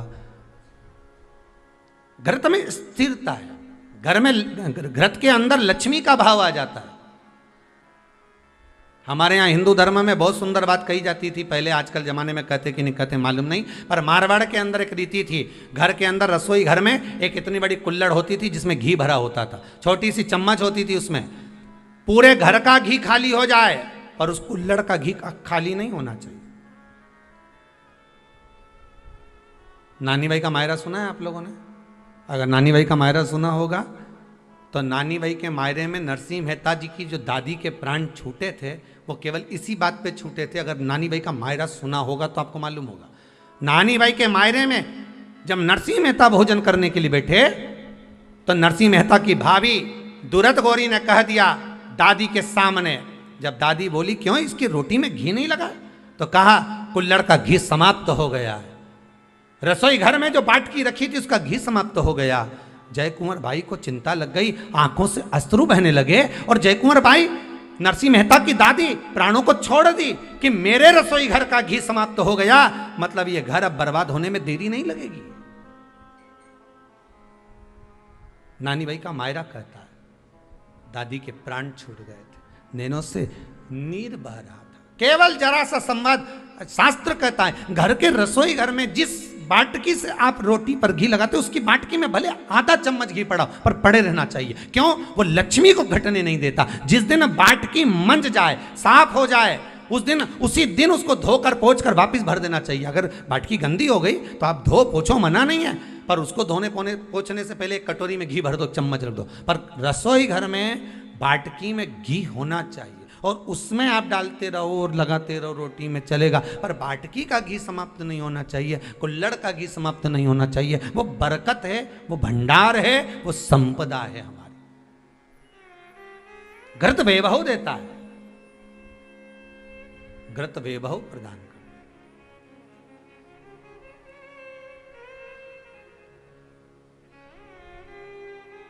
घृत वैभवता देता है। कितना सुंदर कहा है। शंकर भगवान के शिवलिंग पर घृत चढ़ाने के बाद आपने दही चढ़ाया शिव जी को, ठीक है, आपने दूध चढ़ाया, जल चढ़ाया, दही चढ़ाया, शहद चढ़ाया, शक्कर चढ़ाई, मिष्ठान चढ़ाया, जो भी आप शिव जी को चढ़ा रहे हो उसमें से केवल एक पदार्थ, एक वस्तु, घी, शंकर के शिवलिंग पर चढ़ाने के बाद में उसी शिवलिंग का घृत, जहां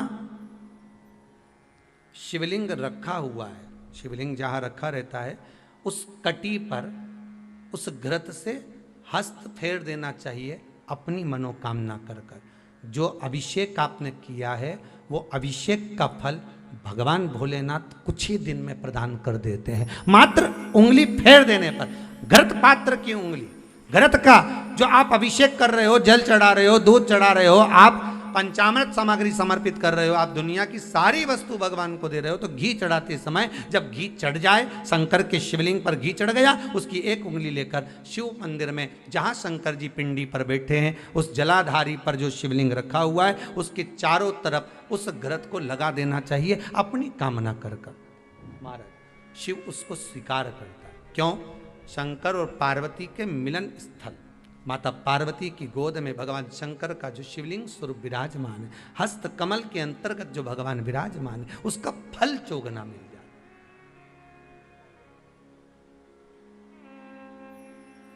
शक्तिपीठ नाम सुना है? अरे बोलो तो, जितने लोग कथा सुन रहे, शक्तिपीठ नाम सुना है? शक्तिपीठ का मतलब क्या होता है?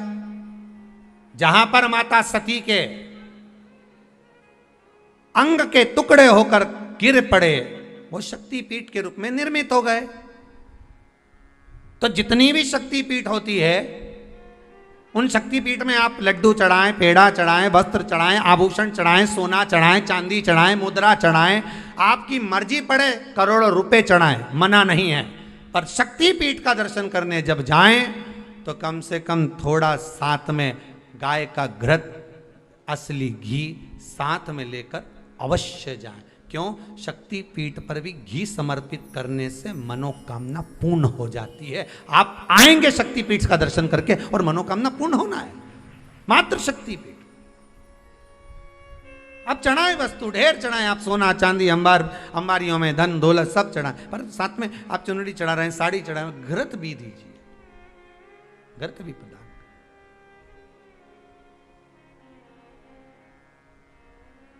घृत का दान मूल है।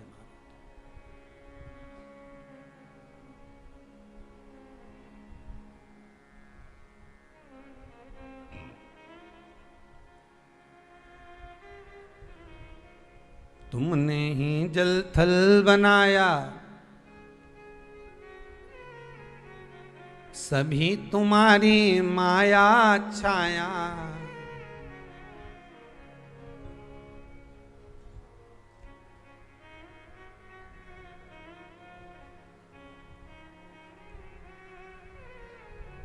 भगवान शिव औघड़ी दयालु।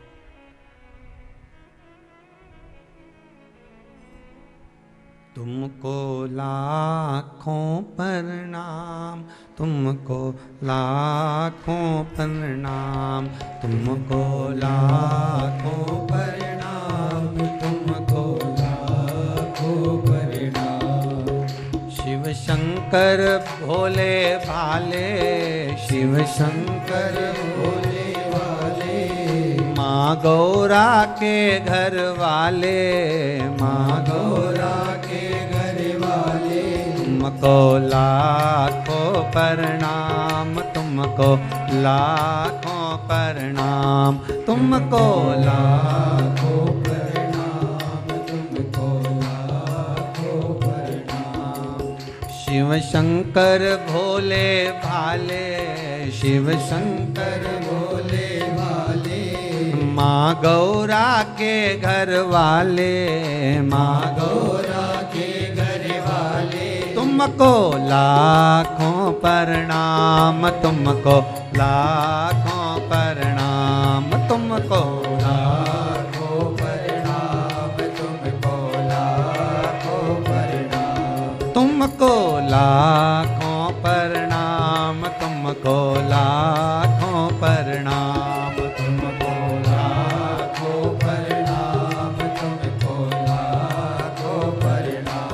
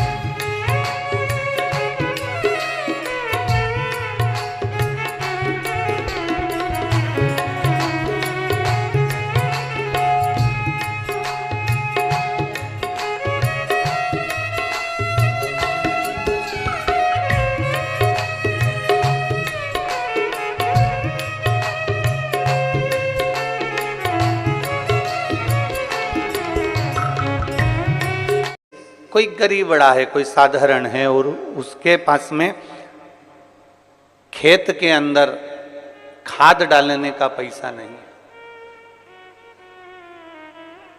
उसके पास में खेत में दवाई डालने का पैसा नहीं है, खाद डालने का पैसा नहीं है, तो वो चतुर व्यक्ति क्या करता है कि वो ऊंट वाले से कहता है, भेड़ वाले से कहता है, भैया तुम एक काम करो, ये भेड़ों को हमारे खेत में ठहरा दो, इन भेड़ों को हमारे खेत में इनको बिठा दो। यदि आप इन भेड़ों को हमारे खेत में बिठा दोगे, इन भेड़ों को हमारे खेत में अगर विराजमान कर दोगे, बिठा दोगे, ये आवाज आ रही ना गुनगुन, ये बंद करो ना।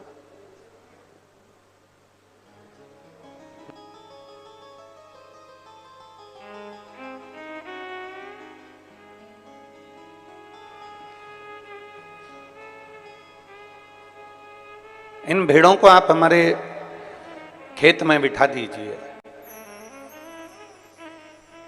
इन भेड़ों को आप हमारे खेत में थोड़ा रात्रि भर के लिए बिठा दो।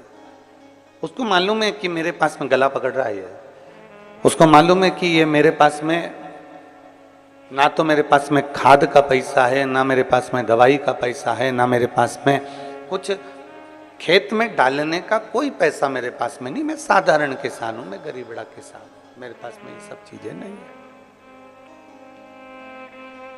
मेरे पास में ये कुछ भी है ही नहीं। और उसने ऊंट वाले से कहा कि भैया इसको तुम मेरे खेत में बिठा दो। क्या होगा उसको बिठाने से? अगर भेड़ खेत में बैठ जाएगी तो उसके होगा क्या? किसान को मालूम है कि एक बार भेड़ अगर इतनी सारी संख्या में खेत के अंदर घूम लेती है, बैठ जाती है, और जब वो कहीं ना कहीं किसी ना किसी रूप में अपने मल का त्याग करती है, तो उसकी जो खाद होती है वो 1 वर्ष के लिए नहीं, कम से कम 5 वर्ष के लिए खेत में एक अच्छी फसल का कार्य कर देती है, एक अच्छी खाद का कार्य कर देती है और अच्छी एक दवाई का कार्य कर देती है।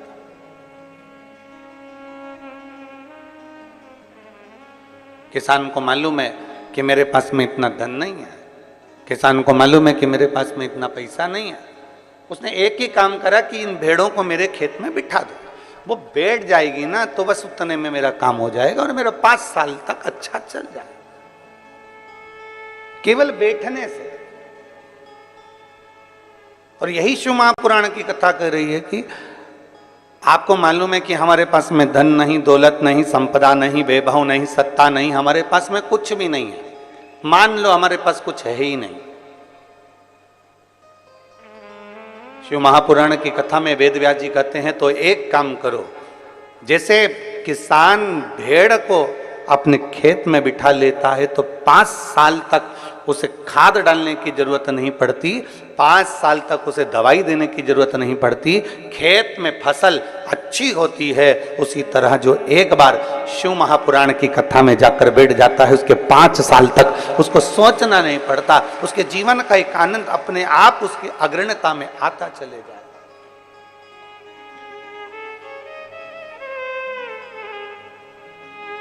अपने आप वो आगे बढ़ता चले जाता, अपने आप। आप लोग तो ये शास्त्र में तो हम लोग भेड़ का अगर चरित्र पढ़ रहे हैं तो 5 साल का बोलते हैं, पर शिव महापुराण की कथा तो यहाँ तक कहती है कि आपने अगर भगवान शिव की पवित्र कथा में, भगवान शंकर के मंदिर में, भगवान शंकर के शिवालय में, भगवान शंकर के भक्त के लिए, शिव भक्त के लिए शिवालय में या कथा में या अन्य रूप से अगर हमने 98 भी खर्च करी है तो उसको एक छोटी सी डायरी में लिख के रख लेना चाहिए कि हमने इतनी तारीख को ये रुपया यहाँ खर्च किया है, पुराण में, शिवालय में या शिव भक्त के लिए किया गया है, उसको लिख कर रखो। 3 महीने बाद जब हमको आपके आसपास में कथा हो तो जरूर बताना कि मैंने इतना दिया था, मेरे बाबा ने उसको बढ़ाकर चौगुना कर कर दिया कि नहीं। एक शिव भक्त, एक भगवान शंकर की अविरल भक्ति, भगवान शिव की उपासना, भगवान शंकर की अविरल भक्ति को, भगवान शंकर की अविरल भक्ति को हम धारण करें। और तेरी कृपा बिना एक भी अणु लेते हैं श्वास, तेरी कृपा से बखान क्या करूं मैं राखों के ढेर का, चपटी भभूत में खजाना कुबेर का। हे गंगाधार मुक्ति द्वार ओंकार तू, भोले ओंकार तू, आयो शरण तिहार शंभु तार तार तू। हमने अगर 1 रुपया भी खर्च करा है, हमने 1 रुपया भी शिवालय में, देवालय में, शिव भक्त के लिए कहीं ना कहीं लगा दिया गया है, उसको लिख के रखो कि हमने 1 रुपया दिया है।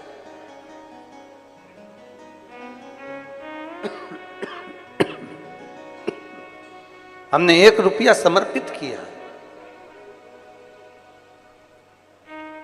साधारण नहीं है शिव पुराण और साधारण नहीं है शिव भक्ति।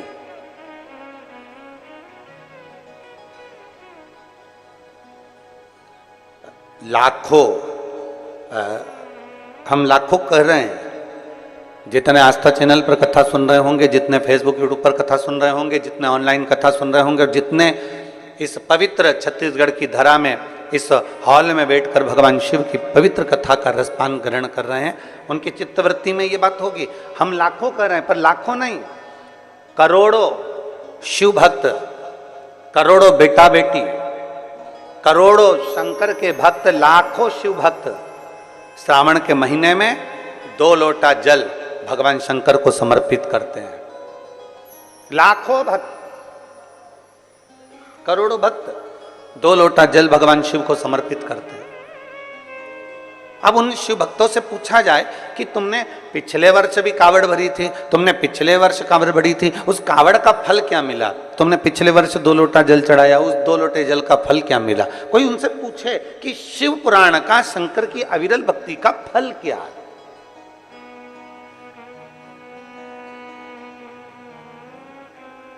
आप इतनी संख्या में बैठे हो, कहीं ना कहीं बाबा ने आप पर कृपा करी है। ये यजमान परिवार जो हैं, सभी शुक्ला जी, पिल्लई जी और खंडेलवाल जी, आदि सिन्हा जी, ये सब यजमान परिवार तो बन के बैठे हैं, इनके ऊपर तो प्रभु कृपा हुई है।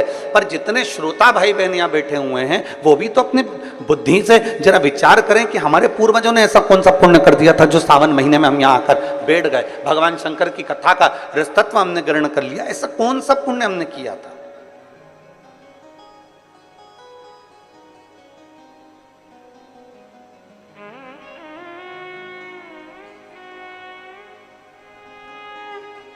ऐसा पुण्य हमने कौन सा किया है? ऐसा सत्कर्म हमने कौन सा किया? ऐसा भजन हमने कौन सा किया? हमने कल कथा में कहा था कि जितने बैठे हो ना, अपने अपने घर जाके नजर उतरवा लेना कि कहीं ना कहीं हमारे पुण्यता है, हमारे कहीं ना कहीं हमारी प्रबलता है।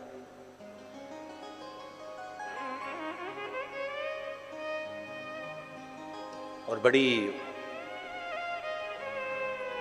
वो कहते हैं सोने की चेन अगर गले में पड़ी हुई है या सोने का मंगलसूत्र पड़ा हुआ है, तो उसको देखकर चोर तुम्हारे करीब में आता है। और मान लो सोने की चेन है ही नहीं, सोने का मंगलसूत्र है ही नहीं, रुद्राक्ष धारण कर रखा है या तुलसी की माला पहन रखी है, चोर आएगा बाजू में, उसको मालूम है 5 रुपए की तो बाजार में मिल जाती है, 10 रुपए की तो बाजार में मिल जाती है। जब कोई व्यक्ति मरता है तो मरने वाले व्यक्ति के शरीर पे से सारा सोना रात को ही उतार लिया जाता है, संपूर्ण सोना।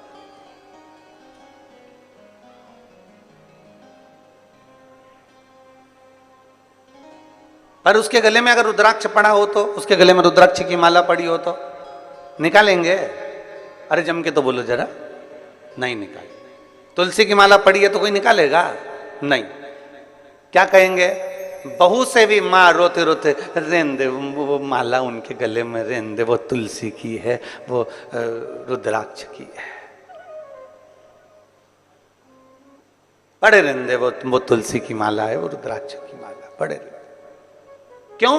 क्योंकि उसको मालूम है कि ये तुलसी की माला, ये रुद्राक्ष की माला, ये पड़े रहने दे, ये किसी इसके भले कीमत नहीं है। सोना निकाल लो, अंगूठी निकाल लो, चेन निकाल लो, दादी के कानों में अगर बुंदा लगा है तो बुंदा निकाल लो, मुर्की लगी है तो मुर्की निकाल लो, लौंग नथ पहनी है अच्छी बड़ी सारी तो नथ निकाल लो, ये सब कुछ निकाल लिया जाएगा। हाथ की अंगूठी हो, पाँव का हो, हाथ का तगड़ी हो, कमर कस हो, जो कुछ होगा सारा निकाल लिया जाएगा। और वहीं अगर तुलसी की माला है, वहीं अगर रुद्राक्ष की माला है और वो पड़ी हुई है तो कोई नहीं निकालेगा।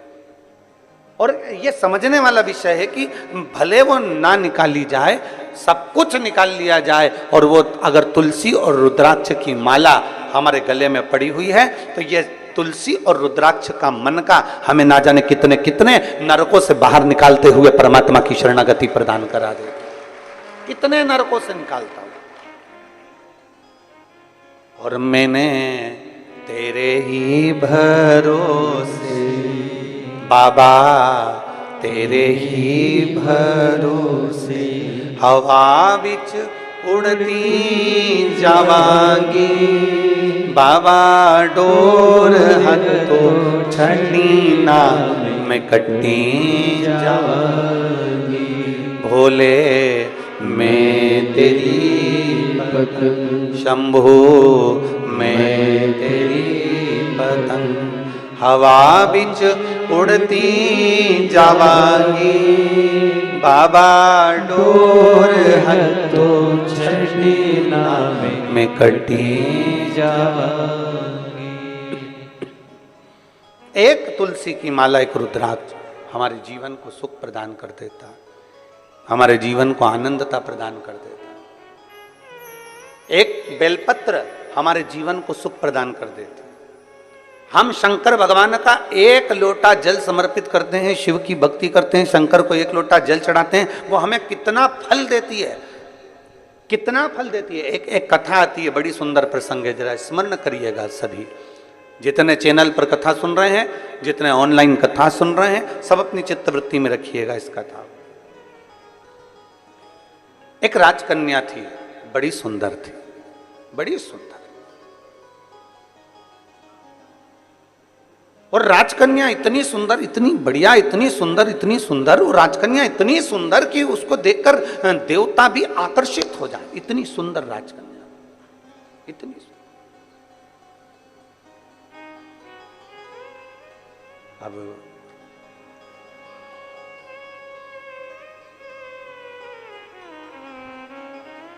कन्या सुंदर थी, राजा को चिंता लग गई जब कन्या बड़ी हो गई। कन्या बड़ी हुई और चिंता लगी। किसको चिंता नहीं होती?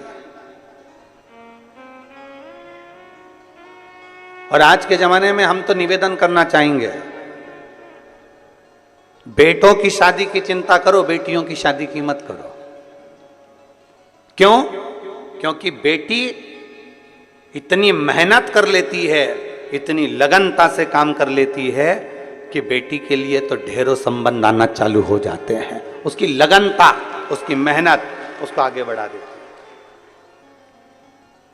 और बेटों की चिंता इसलिए करना जरूरी होती है कि पिता अपने बेटे को काम पर लगा देता है, जा दुकान देख ले, जा व्यापार देख ले, जा ये कर ले, जा वो कर ले। करता वो भी है मेहनत, ऐसा नहीं कि मेहनत नहीं करता।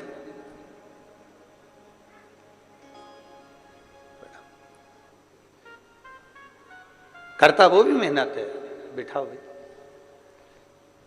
ऐसा नहीं कि वो मेहनत नहीं करता है, उसके पास में मेहनत करने का कुछ क्रम नहीं होता, वो मेहनत करता है, करता। पर चिंता हमें बेटी की नहीं, चिंता हमें बेटे की रहे। बेटी अगर लगनता से मेहनत कर रही है, अपने पिता के कार्य के प्रति जागरूक है, अपने पिता के वचन के प्रति जागरूक है और अपने पिता के बोले हुए शब्द के प्रति जागरूक है, तो फिर बेटी की चिंता नहीं रहती, फिर बेटी की चिंता नहीं। शिव पुराण कह रही है, भगवान शंकर का संवाद कर रहा है, भगवान उगड़दानी का संवाद कर रहा है, भगवान शंकर की पावन कथा कर रही है। राजकन्या इतनी सुंदर थी, इतनी सुंदर राजकन्या कि उसको देखकर देवता भी आकर्षित हो जाए। इतनी सुंदरता उस राजकन्या में, इतनी सुंदर। और फिर निवेदन आप सबसे, क्रीम की चमक, क्रीम की चमक कुछ दिन की रहती है, और यदि अच्छे कर्म करे हैं तो वो चमक तुम्हारे मरते दम तक रहती है, वो अंतिम समय तक है। बोल बम का नारा है, इतना धीमे बोलोगे तो कल्याण तुम्हारा है।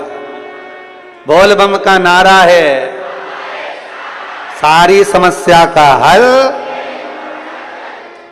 क्रीम की चमक थोड़े दिन की है, पर अच्छे कर्म की चमक तुम्हारी जिंदगी भर की है, जीवन भर की।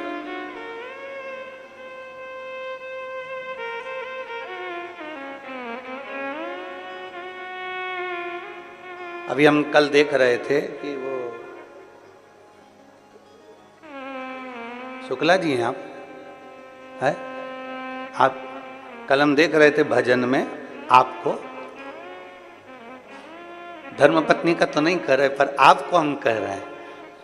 जब भजन चल रहा था, आपको किसी से मतलब नहीं था, पर आपका नृत्य शंकर को रिझाने के लिए ऐसा जोरदार कमर से आनंद लेते हुए नाच रहे थे कि हमारा भी मन कर रहा था कि हम भी नीचे उतर कर आपके साथ आ जाएं।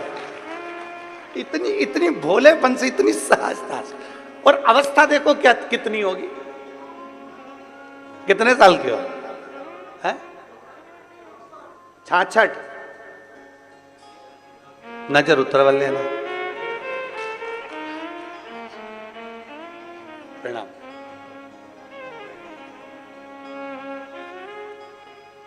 आ जाइए, महाराज जी को लिया 2 मिनट, माला पहना दो।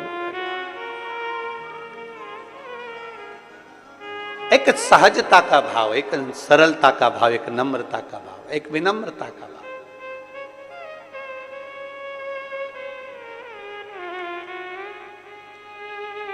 और जब अपने भीतर की सरलता होती है ना, अपने भीतर का जब भोलापन होता है, अपने भीतर की जब सहजता होती है ना, तो शिव पुराण कहती है शंकर भगवान को जितना जल प्रिय नहीं, जितना दूध प्रिय नहीं, जितना पंचामृत प्रिय नहीं, जितना सामग्री बेलपत्र प्रिय नहीं, जितनी कोई वस्तु प्रिय नहीं, शिव जी कहते हैं मुझे सबसे ज्यादा व्यक्ति का भोलापन प्रिय है। शंकर को सहजता प्रिय।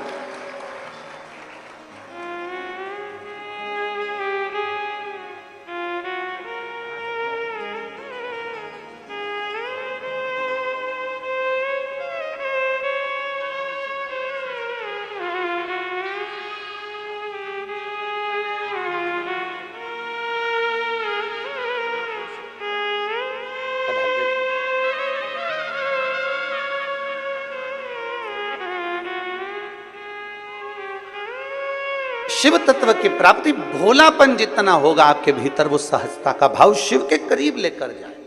जितने भोले होगे आप उतने शंकर के पास हो। पर निवेदन एक ही है, भोले भोले के लिए बनो। संसार के लिए भोले बन जाओगे तो लोग तुम्हें पीछे धकाना चालू कर देंगे और एक कोने में ले जाकर छोड़ देंगे। फिर निवेदन करूंगा, फिर निवेदन, भोले भोले के लिए बनो।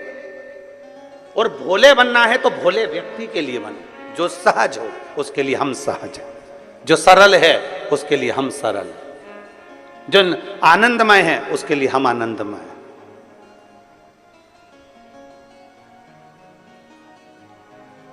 राजकन्या बड़ी सुंदर थी, देवता भी उसको देखकर आकर्षित हो जाए, इतनी सुंदर थी।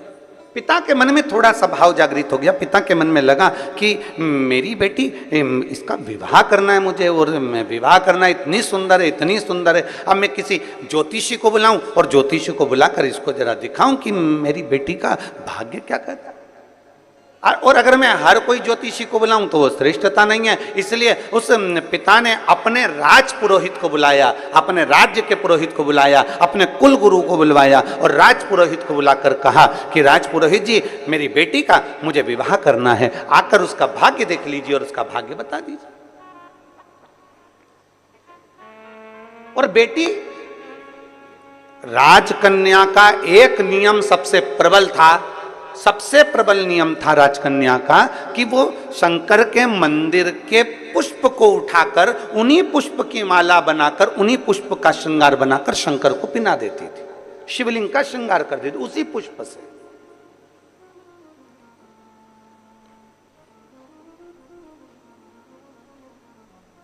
जैसे आजकल तो खैर मंदिर में बेलपत्र मिलना बड़ा कठिन हो गया।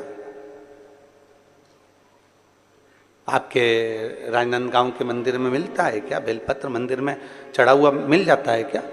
आजकल तो बहुत कठिन हो गया, लोग चढ़ाते हैं और उठा के ले जाते हैं, बहुत मुश्किल हो गया।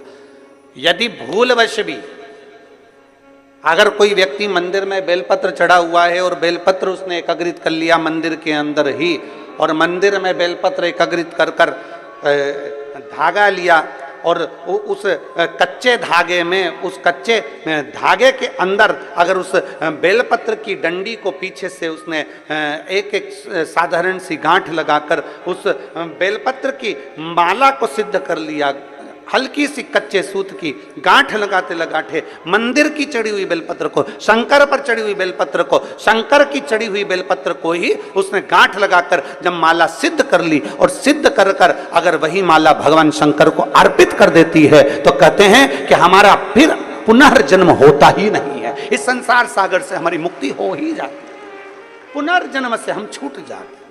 जैसे जगत गुरु शंकराचार्य जी कहते हैं पुनरपि जननम पुनरपि मरणम, उस प्रपंच से छुटकारा।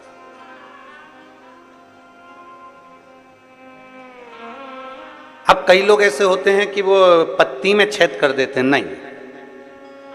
शिव महापुराण की कथा कहती है चाहे बेलपत्र हो चाहे तुलसी पत्र हो, चाहे बेलपत्र हो चाहे तुलसी पत्र हो, इन दोनों पत्ती के अंदर सुई को नहीं पिरोना चाहिए।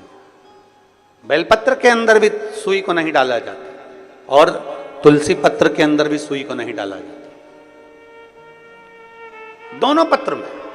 हाँ, कच्चे धागे से आप उसमें डंडी में गांठ लगाकर भगवान शंकर को माला धारण कर सकते हो, पर कौन सी बेलपत्र? फिर से बोलो जरा जम के, कौन सी बेलपत्र? जम के आवाज आना चाहिए। जो शंकर भगवान पर चढ़ी हुई है वही बेल। धोया, माला सिद्ध करी और वही माला मेरे देव अधिदेव महादेव को समर्पित कर दी, वही माला। नमामि शमीशा निर्वाण रूपम विभुम व्यापकं ब्रह्मवेद स्वरूपं नमामि शमीशा निर्वाण रूपम विभुम व्यापकं ब्रह्मवेद स्वरूपं नमः शिवाय ओम नमः शिवाय नमः शिवाय ओम नमः शिवाय नमामि शमीशा निर्वाण रूपं विभुं व्यापकं ब्रह्मवेद स्वरूपं नमामि शमीशा निर्वाण रूपं विभुं व्यापकं ब्रह्मवेद। शिव को चढ़ा हुआ पुष्प शंकर को वापिस समर्पित, शंकर का बेलपत्र शंकर को वापिस समर्पित, तेरा तुझको अर्पण, क्या लागे मेरा, मेरा है क्या?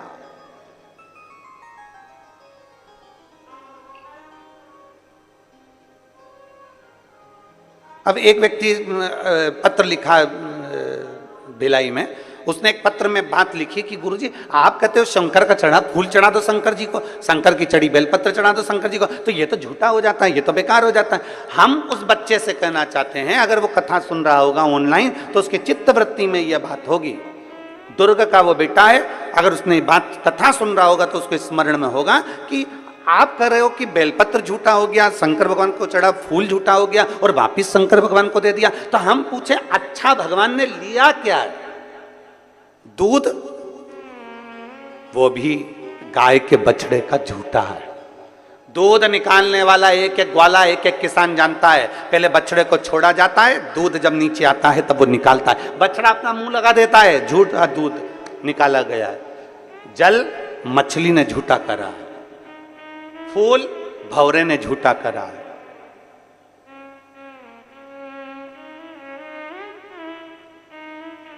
और जब मेरा भोलेनाथ झूठा जल स्वीकार कर सकता है, झूठा फूल स्वीकार कर सकता है, झूठा दूध स्वीकार कर सकता है, तो अपन कौन से सत्यवान है? अपन भी तो झूठे हैं। तो जरा विचार करो कि वो झूठा पुष्प, झूठा दूध, झूठा जल स्वीकार कर सकता है, तो मेरा शंकर अपन जैसे झूठे को भी स्वीकार कर सकता है। वो सरल है, सहज है, आनंद है।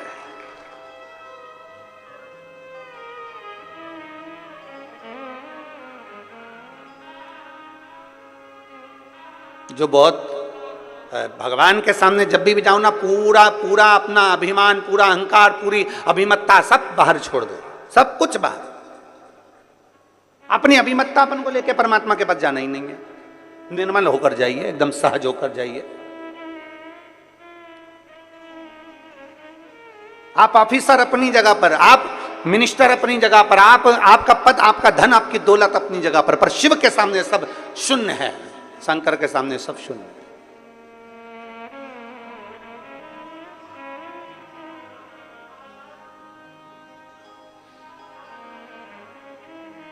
विचार करिएगा। बच्चा कहता है कि सब ये झूठा, हम कहते हैं झूठा नहीं, भगवान उसको स्वीकार करता है। एक शंकर पर चढ़ी हुई बेलपत्र 5, 7, 8, 15, 20 मिल भी गई और उसकी अपने माला तैयार करके शिव को समर्पित भी कर दी, तो ये श्रेष्ठता है उसमें। राजकन्या इतनी सुंदर थी, उसका एक काम था, बाल्यावस्था से 4 वर्ष की जब राजकन्या थी तब उसने अपने कहीं सखी के, कहीं सहेली से सीख लिया था कि मंदिर में पुष्प पड़ा है, उससे श्रृंगार कर दिया, रंगोली बना दी, वही फूल से भगवान की जलाधारी का श्रृंगार कर दिया, वही पुष्प से शिव का श्रृंगार कर दिया। राजकन्या धीरे धीरे धीरे धीरे बड़ी होती चली गई, कन्या बड़ी हो गई, कन्या बड़ी हो गई, मंदिर में जाती, श्रृंगार करती, भगवान का सेवा करती। पिता को चिंता लग गई कि मैं अपनी कन्या का विवाह किससे करूं, इसको किसको समर्पित करा जाए, किसको दिया जाए। और फिर निवेदन है, राजा जनक जैसी चतुरता लाकर रखना अपनी बुद्धि में। बेटी का विवाह करने से पहले राजा जनक जैसी विद्वत्ता लेकर आओ। राजा जनक ने एक संकल्प किया था, मेरी बेटी का विवाह मैं उसी के साथ करूंगा जो धनुष को उठाएगा, चढ़ाएगा, मैं बेटी उसको ब्याह दूंगा। राजा जनक जी ने ऐसा विचार क्यों किया? क्योंकि राजा जनक की बेटी माता जानकी जी जब 4 वर्ष की थी तब राजा जनक जी ने अपने सेवकों से कहा था, धनुष के नीचे का भाग लीप कर आओ, पोंछ कर आओ, आज मुझे पूजन करने आना है। सेवक गए, धनुष को 10-10 हजार सेवकों ने उठाया पर धनुष उठा नहीं। सेवक वापिस आ गए, सीता जी खेल रही थी। 4 वर्ष की सीता जी को देखकर कहा, सेवकों ने तुरंत कहा, जानकी जी पिताजी आए तो कह देना हमने धनुष के आसपास का लीप दिया पर धनुष हमसे नहीं उठा, इसलिए उसके नीचे हम गोबर से नहीं लीप पाए। आप कह दोगी ना? सीता जी ने कहा, क्या काका तुमसे धनुष नहीं उठा, चलो मैं उठाती हूं, तुम लीप देना। सीता जी गई, 4 वर्ष की माता जानकी जी ने अपने उल्टे हाथ से धनुष को उठा लिया, सीधे हाथ में गोबर लेकर लीप दिया और धनुष को रख दिया। जनक जी जब पूजन करने के लिए आए, जनक जी जब पूजन करने के लिए आए तो जनक जी ने देखा कि आज धनुष के नीचे का भाग पहली बार लिपा हुआ है। ये किसने लीप दिया? सबने कहा जानकी जी ने लिपा है। जानकी, 4 साल की जानकी, बुलाओ सीता को। जानकी को बुलाया, जानकी बेटा तूने ये धनुष कैसे उठा लिया? उसने कहा पिताजी बिल्कुल सरल था, उल्टे हाथ से सीता जी ने अपने पिताजी के सामने धनुष उठाया, गोबर लिया और लीप के बताकर धनुष को रख दिया। जनक जी ने विचार कर लिया, मेरी बेटी अगर उल्टे हाथ से धनुष उठा सकती है तो इसका पति वो होगा जो धनुष को उठाएगा, चढ़ाएगा, तोड़ देगा, मैं बेटी उसके साथ ब्याह दूंगा। अर्थात जनक जी जैसी विद्वत्ता लेकर आना है। अपनी बेटी विद्वान है तो उससे दुगना विद्वान उसका वर होना चाहिए, अपनी बेटी ज्ञानवान है तो उससे दुगना ज्ञानवान उसका वर होना चाहिए, अपनी बेटी चतुर है तो उससे चतुर उसका वर होना चाहिए, अपनी बेटी सुंदर है तो उससे सुंदर उसका वर होना चाहिए, अपनी बेटी बुद्धि विवेक में प्रबल है तो बुद्धि विवेक में प्रबल उसका वर होना चाहिए। हम क्या देख लेते हैं? एक पेट्रोल पंप देख लो, एक गाड़ी देख लो, एक बंगला देख लो, ये देख लो, वो देख लो और बेटी का विवाह कर दो। क्या मतलब? अगर तुम्हारी बेटी में विद्वत्ता है और भगवान ने उसको अगर लायक बनाया है तो 4 पेट्रोल पंप खड़े करने की जवाबदारी भी तुम्हारी बेटी रखती है, उसका दम रखती है। आप इतना सहज में कोई मिलेगा कि नहीं मिलेगा, अच्छा पेट्रोल पंप दिख रहा है, अच्छा पेट्रोल पंप दिख, अच्छी गाड़ी दिख रही है, अच्छा बंगला दिख रहा है, अच्छा धन दिख रहा है, और मालूम पड़े तुमने बेटी का विवाह कर दिया और लड़की शादी कर कर चली गई और पेट्रोल पंप, गाड़ी, बंगला तो सब देखा पर बेटी के लिए वर अच्छा नहीं देखा। रात को 1-1 बजे तक आ रहा है, मालूम पड़े टन्न होकर आ रहा है, दोस्तों के साथ बैठा रहता है, 1 मिनट का समय उसको अपनी पत्नी के लिए नहीं है। जब भी घर में आता है ऐसा बोलता है कि घर में क्लेश हो जाता है और तुम सोच रही हो कि पेट्रोल पंप से गुजारा हो जाए। तुम सोच रही हो गाड़ी और बंगले से गुजारा हो जाए। एक बात आपसे कहें, बाप बेटी को विदा करता है ना, सारा सोना चांदी कपड़े लत्ते जेवर आभूषण सब देकर भेजता है। बोलो बोलो सही है कि गलत है? जब बाप बेटी को विदा करता है और बाप को मालूम पड़ जाए कि लड़का अच्छा नहीं है, मेरी बेटी का सम्मान नहीं करता, आदर नहीं करता, सत्कार नहीं करता, इसने सब बर्बाद करके रखा है, बच्चों पर ध्यान नहीं देता, तो ईमानदारी से बोलो बाप जमाई की इज्जत करेगा? अरे बोलो तो रे, करेगा इज्जत? नहीं करेगा। क्यों नहीं करेगा? क्योंकि मैंने अपनी बेटी को इतना देकर भेजा, बेटी को मैंने सम्मानजनक कर कर भेजा और मेरे जमाई ने इसकी इज्जत नहीं करी, इसलिए फिर दूसरी बार बाप जमाई का एक बार आदर करेगा, सम्मान करेगा, फिर दूसरी बार आदर नहीं करेगा, सम्मान नहीं करेगा, क्योंकि मैंने देकर भेजा था और इसने आदर नहीं करा। उसी तरह परमात्मा है, परमात्मा ने आंख नाक कान पूरा शरीर देकर भेजा, पूरा शरीर दिया, अच्छे से अच्छा दिया। उस बाप ने पृथ्वी पर भेजने से पहले परमात्मा ने अपने को अच्छा बनाकर भेजा और हम आए पृथ्वी पर और मालूम पड़े काम क्रोध लोभ मोह आसक्ति तृष्णा झूठ प्रपंच क्रोध, दिन भर गुस्सा गुस्सा गुस्सा, चिड़चिड़ चिड़चिड़ चिड़चिड़, दिन भर अपशब्द कहना, निंदा करना, बुराई करना, दिन भर उसमें लगा दिया, दिन भर उसमें लगा दिया। भगवान ने सोचा अब तुझे तो एक बार तुझे दे दिया, अब की बार दूसरी बार जन्म नहीं दूंगा, बनाऊंगा तो तुझे वही राजनांद गांव में भेजूंगा, पर कुत्ता बना के भेजूंगा, तो चिंता मत कर जाए।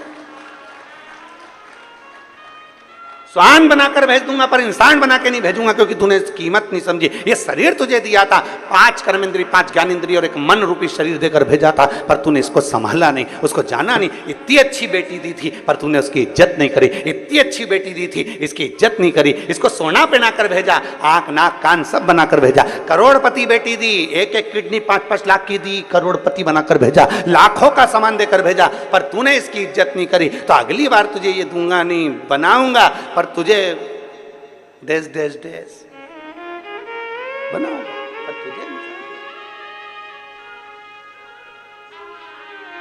कितनी मेहनत से बेटी की शादी करने से पहले जनक जी की कथा का स्मरण करिएगा, बेटी का विवाह करने से पहले जनक जी की कथा का स्मरण करिएगा कि बेटी समझदार है तो उससे दुगना समझदार उसका बर होना चाहिए। गाड़ी बंगला पेट्रोल पंप जमीन जायदाद नहीं देखना, सबसे पहले देखो कि जिस लड़के के साथ बेटी बिहार रहे हैं वो लड़का आपकी बेटी की इज्जत करेगा कि नहीं करेगा, आपकी बेटी का सम्मान करेगा कि नहीं करेगा। मालूम पड़े धन तो बहुत है पर क्या करे, क्या पेट्रोल पंप की पेट्रोल को खाएगी, ये गाड़ी बंगले को मुख में लेगी? नहीं। अपने पति के 2 शब्द प्रेम के मिल जाएं, आदर के शब्द मिल जाएं, बस बहुत है।